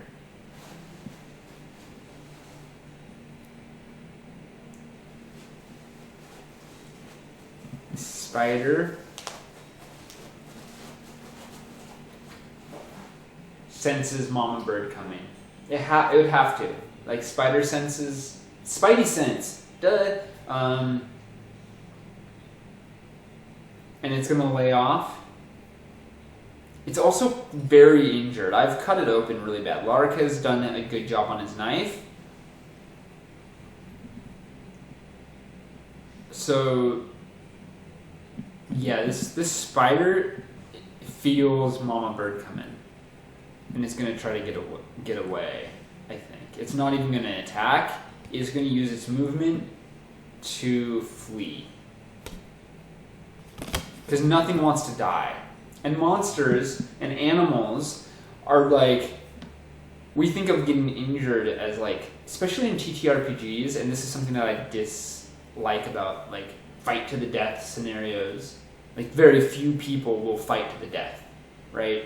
Like that's terrifying. No one wants to die. Monsters or animals are very clear about the type of injuries that spell the long death, right? Or the long wind down to death, like losing an eye. Like if you don't have if you only have one eye, you're so much more likely to be killed later than if you have two. Same with like just a sprained foot, right? Or a limp. Any of these things are death to anything that is within the natural order of things. Now in Dragonbane, these monsters are not considered natural, but they still have some type of ecosystem, food chain that they adhere to. So this huge bird monster, I think, it's totally fair that it The spider feels it coming and is like, I gotta get out of here. So it's the bird's turn. I imagine the spider like shakes Lark off as he's stabbing it, right? Leaves Yurda dying out, choking, or like moaning on the ground with all these like mandible pincers like sticking in it. And it's sort of like scuttles around, looks this way and that with a multitude of eyes. All the while, baby bird is just like shouting and screeching. There are multiple passages leading off from this area, and the spider looks around and begins to climb up a web onto the ceiling and scuttle away. A moment later, this huge bird, it is naked, it is pale, like almost like ghost white pale, and it's got wrinkled skin. It's like a huge vulture with a long slender neck. Its wings are the only feathers on it, and it's basically like these claws. I imagine it almost like a skin flaked dragon, but with feathers on its side, and it's going to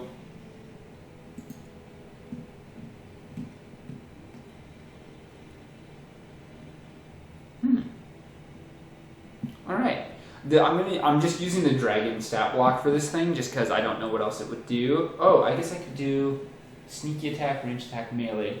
Oh, I could just do a melee attack here. So that's what it'll do.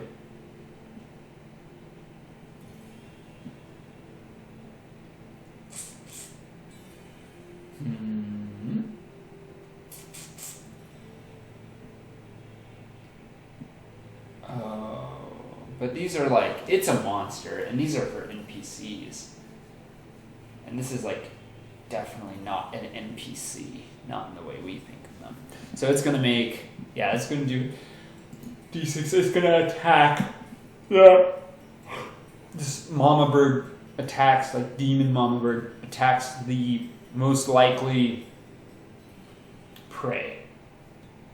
And, right, like this, like spider prey would feast on its young. So, 5, a bite, the beast opens its great jaws and devours a victim with terrifying speed. The attack inflicts 4d10 slashing damage. I'm gonna say that it just tears into the abdomen of this creature, does 4d10. That's so much damage. Oops. Oh my goodness. Yeah, it just totally just destroys this, wow, this creature. Okay, and like carves it out. That's its turn, and the monster is dead. That's my turn. Lark, seeing this mama bird,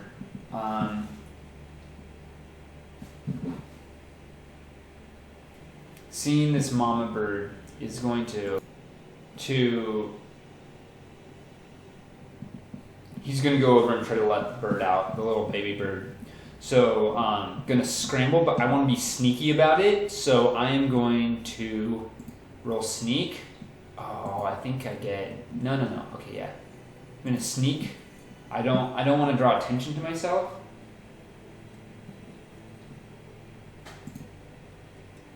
$18. Do I push it? Yeah, I push it. This is the end. This is the end of the thing. Yes! I push it and I make it. Oh my gosh. Wow, a 5. That's like the chances are so low. I do need to take another condition though. I'm going to take the dazed condition for agility. I hurry around. This mama bird is like feasting on the spider. I get to the cage, it's all bent up. I'm just gonna try to break it open. sort of like as quietly as I can, as hurriedly as possible, which would be probably just a strength roll, I think. Acrobatics, awareness, bartering, beast lore, bluffing, bushcraft, crafting, evade, healing, hunt and fish, language, legend, perform, persuasion, seamanship, writing, sleight of hand, sneaking, spot hidden. Yeah, I think that's just a strength. So I'm just going to roll strength. Oops. Oh! I'm going to push it. No way.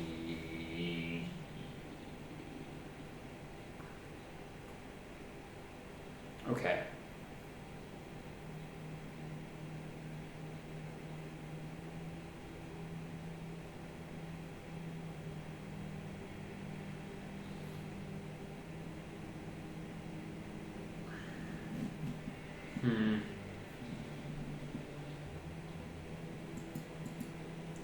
I'm just so exhausted that I'm like, ugh, I can't get it open. The like locking mechanism has been bent and broken, so I can't get this thing out.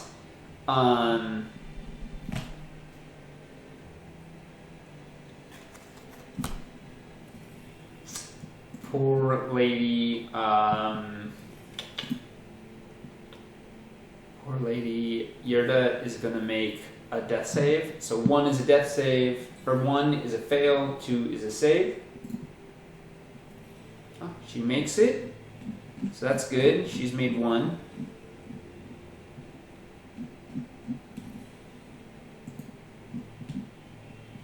So I just going to put a plus here. There we go. And that's her turn. All right. Just to see who acts first. I'm trying to get this thing open, but I'm so exhausted that I'm having a hard time.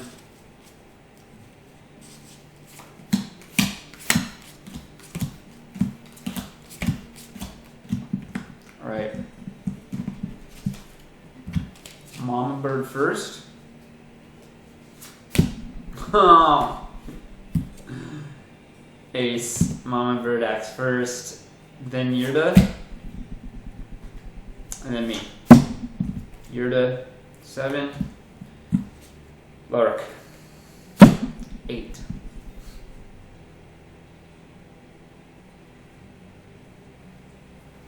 Alright, I already know what I'm going to do. Okay, so the monster, the Mama Bird, after savaging, just completely destroying the shit out of this monster, the spider, is going to turn toward me. And, I mean, I already know I'm going to try to run for it or try to evade, but it's going to make an attack on me. 2, claw attack. The dragon sweeps its claws at 2 player characters who suffer D2 any dead clashing. Yeah, sure. So I'm going to evade, but what do I have? Oh no, I have a Bane on this.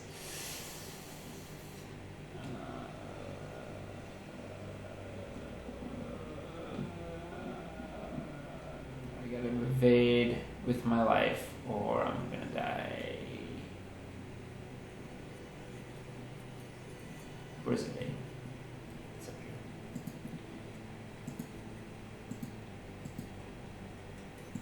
I have a Bane on this, since I have a Bane on agility. Alright, condition on agility rolls.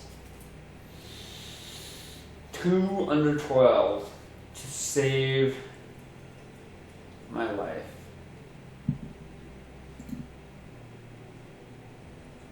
Can't do it.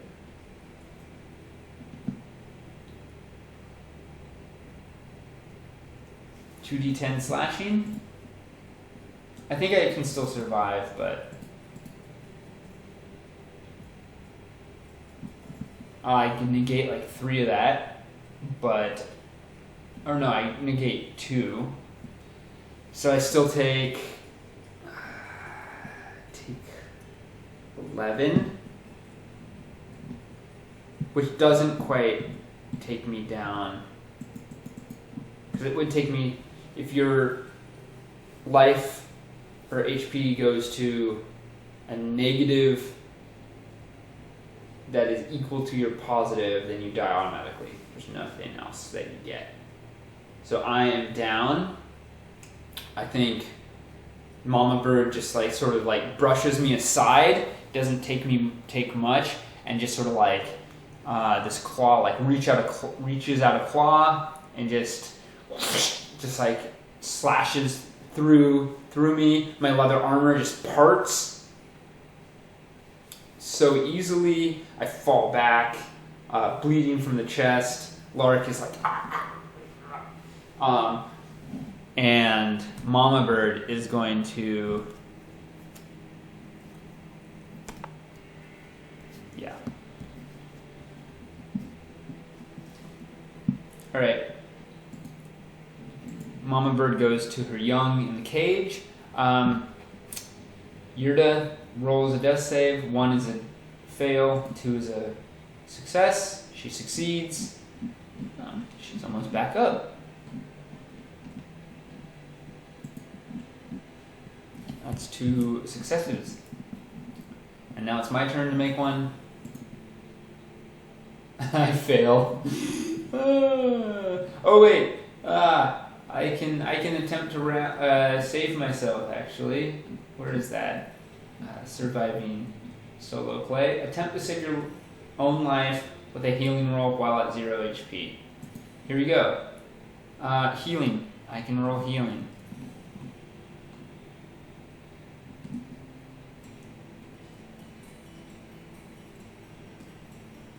Oh, and I don't have a Bane on this. Alright. Can I do it? Let's see. Oh! Yeah, I can. Okay, dope. I am able to, like, at least stabilize myself, and I get that, so I can maybe get an extra healing thing. Okay, so I'm able to... Maybe I fall back.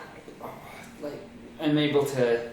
Oh, maybe it slashed, like, part of me that I'm able to, like, put like a tourniquet on to sort of save myself, which is that's amazing. Okay, so I get D6 HP back. Right? That's on page 50 here.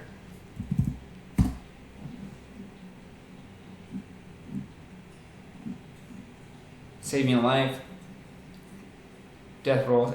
Stop making death rolls and recover D6 HP. You cannot save your own life, but I can because I'm playing solo. So I get D6 HP back. Let's see. I get 3 HP. Wow.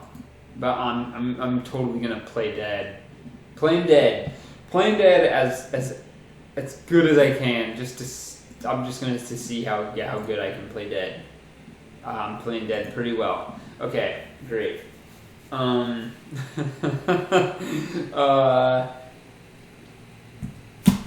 we go. All right, I'm gonna say the Mama Bird believes that Yurda and Lark are both dead. So it rips open the cage, and the little baby bird hops out and climbs up on its mother's back, its little naked wings, and the Mama Bird like wraps its long neck around to look at its baby, and it's like, and they both sort of like growl to each other. And eventually they eat some of the spider a little more. The Mama Bird regurgitating its spider vomit into its baby's mouth, and eventually they away. As I get up, I need to roll another death save for. Okay, she fails one, but then I'm gonna go over to her and I'm gonna try to heal her up. So I'm gonna do a healing save. or healing check to try to heal Yurda. And I succeed. That's good. All right. So I am able to patch her up as best I can. Let's see, what items do I have that might be helpful for that? Sleeping pelt. Yeah, that's it. And some rope. Yeah.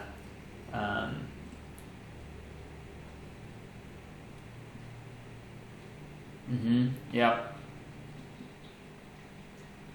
And yeah, let's see. How do I get out of this? Because I feel like I sort of finished the mission.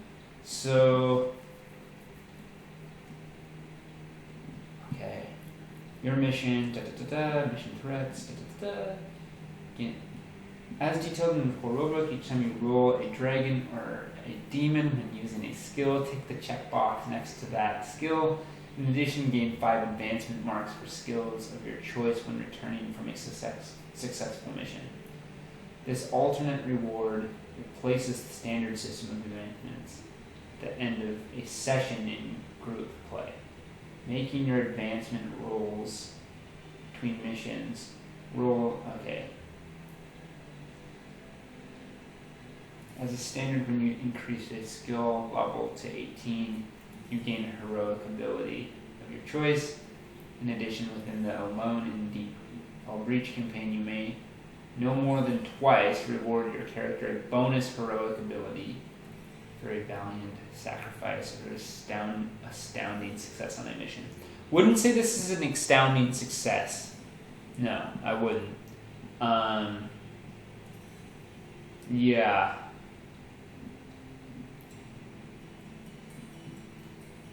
Leaving the breach. If the path back to the chapel is clear, you may retreat from the breach without incident.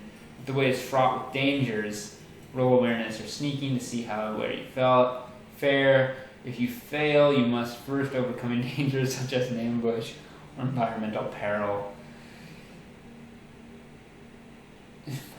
Yeah, I think I'm able to get out pretty easily. So, because it's like I went down one to the hall, and then I went down to the landing, and then went back up, and then took another passage to find the spider, and then so I can just go basically straight shot back to the hall, and then with Yurda's help, since she's at 6 HP, we figure out which way to go to get back to the breach.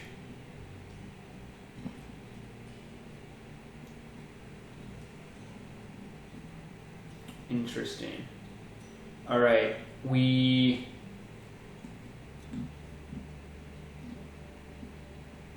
Okay.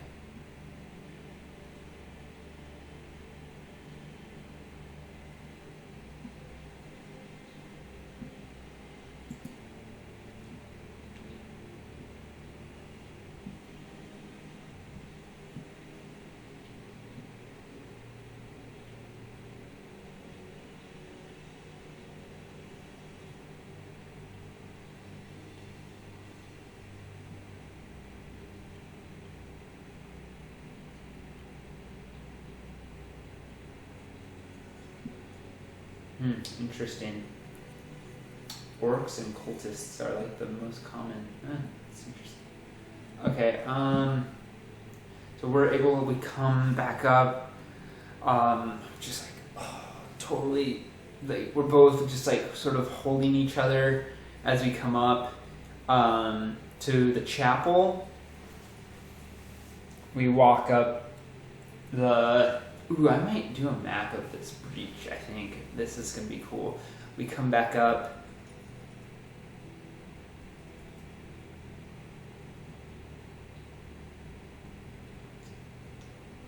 To the chapel. And, yeah, imagine Stone Gaze is leaning back. He's on the doorstep of the chapel. He's got a sort of wry look on his face, and he's hanging out with Billy, my donkey. Pats Billy on the head, "You've a fine beast here," he says. "It's quite right not to go into the breach. To take it down there would be nigh on impossible if you reach certain places that you can't move, and it would never make it out of there alive by itself. But it looks like you've had the rough of it." And then he looks back and forth and goes, Where's my banner?" Lark is like, I forgot it. But I gave the bird back to its mother, sort of. Stonegaze glares and goes, "Gave the bird back to its mother? That was not the mission. The mission was to take it deep within the caverns and destroy it." No. Yeah. Well, it hasn't been destroyed, but at least it's not here. We won't have that mama bird come in and looking for it anymore. I wish I could have done better, but yeah. I did find this helm. I guess really need to lay down. And some armor. But not much treasure. Yeah. Does Stone Gaze have anything for me? If I...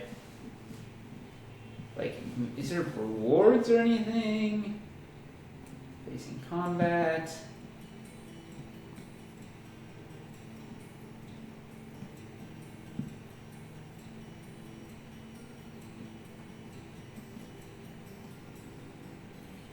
If you're unsure.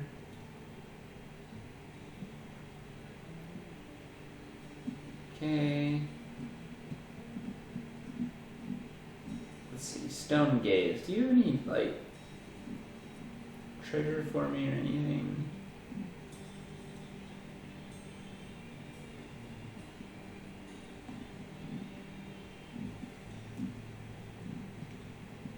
When your missions are done, you can use these guidelines and tools as a foundation for a new solo campaign within the breach or in other realms. You'll find an array of random tables, locations, and NPCs elsewhere in the booklet and future Dragonbane supplements, many of which can be repurposed for solo adventures. Okay, I haven't done that yet. Alright, well.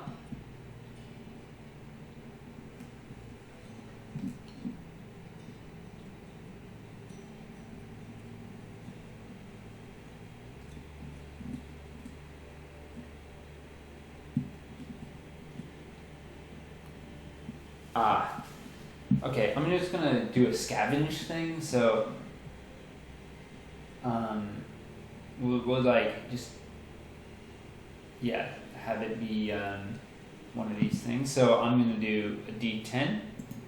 Yeah. 2. Oh shit, nothing. Okay, so never mind. Yeah, I guess Stonegaze wouldn't be super thrilled. He's like, "Well, I expect you to go find my banner that has great sentimental and magical significance to me." And Lark is just like, I'm not cut out for this, sir. This isn't something I'm good at all. So I'm sorry. Yes, well, maybe you should rest here. And you brought a friend with you, I see. Yoda's like, I'm Yoda, I could also use a rest. I saved him and he saved me, and well, I never want to go back down there again. By which entrance did you come? Northern. I was in the northern Fistmuck range, and where am I now? The southern Fistmucks. Oh, that makes no sense, but Okay. I wish I could. I just need a break. All right.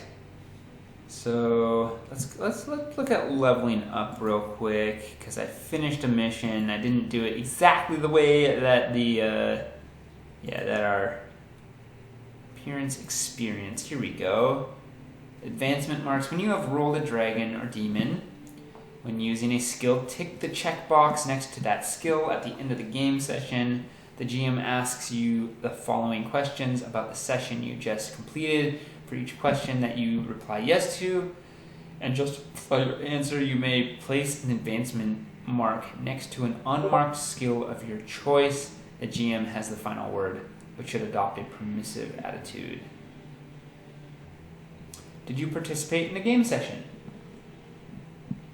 Or we're just going to replace game session with, adventure? Yes, I did. Which means I get, let's see here, I'm going to go evade, I think. Well, what are the things I use the most? That's the thing. It could be totally different next time. How about sneaking? And did you explore a new location? Sure enough.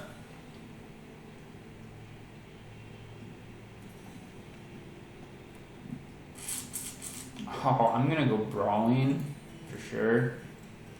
Did you defeat one or more dangerous adversaries? I didn't defeat anything. Did you overcome an obstacle without using force? No. Did you give into your weakness? Optional rule. First into danger. Foolhardy, always go first into danger. I mean, if I'd be pretty lax. I wasn't really like, I was the only person for most of the section, most of the adventure, so it seems unlikely that I'd be like the first into danger and count that as like something that made sense. Yeah. So I'm not going to say yes to that. So basically I got a couple there. How do you... Teacher. Alright, after placing your marks, roll a d20 for each of them. If the result exceeds the current skill level, it increases by 1 up to a max. Once you have made your advancement rolls, erase the marks and start over in the next game session. Alright, let's check out the marks and see what my advancements are. Alright, first one, healing. That seems like a good one. I roll above, which means healing goes up to 7. That's good. Alright. Cool.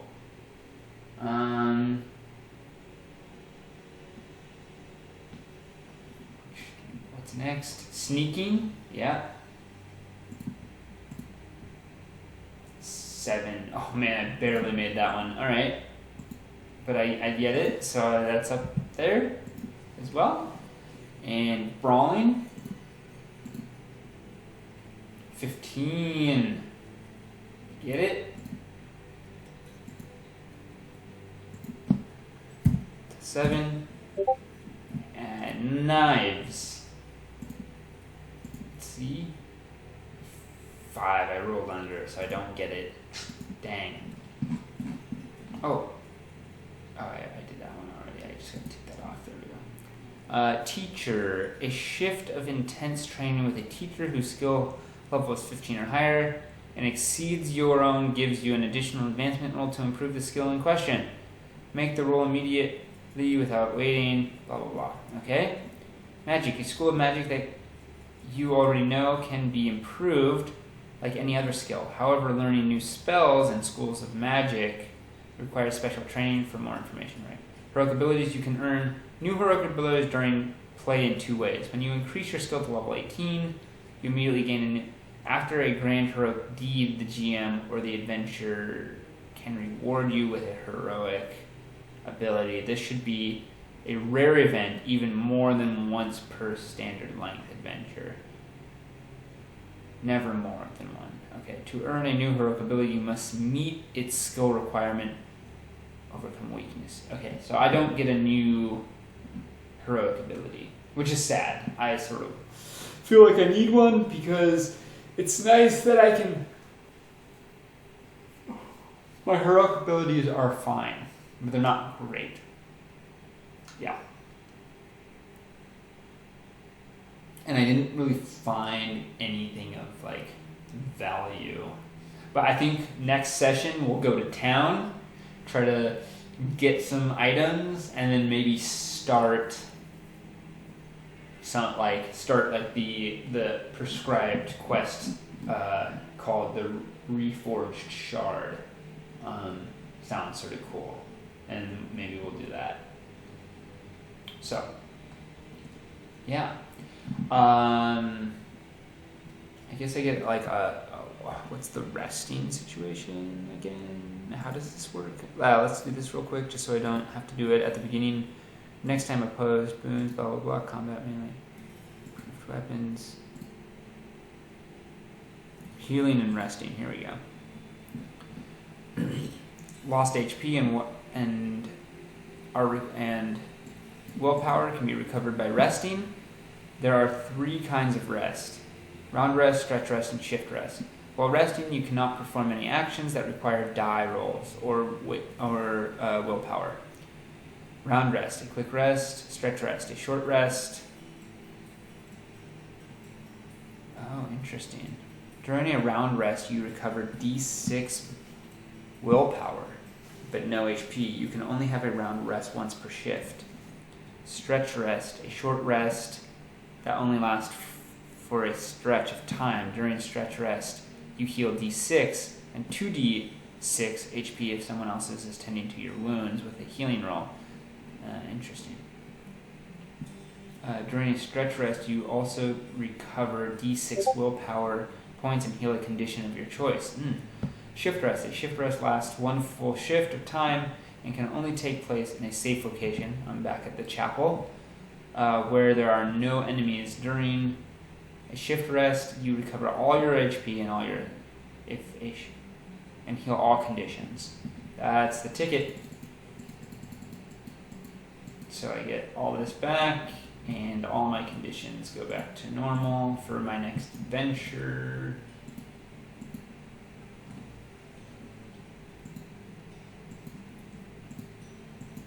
There we go. Spells can allow you to heal HP more quickly than usual. Cool. That's such a helpful little paragraph right there. Sentence as paragraph. All right. Well, that was an interesting run through. Lark almost died. I wouldn't say he's the greatest, but he's interesting. We'll see if he can continue his journey and do all right. He didn't really find anything to sell, unfortunately, because I sort of botched the scavenging rolls, which that's okay, I guess. I guess he could try to sell his helm. I wish I would have found like a crossbow, because I have skill in crossbow and put a lot of effort into having that skill, but don't yet have one. Anyways, yeah. Well, this is going to be the end of our session since I made it back to Safe Haven.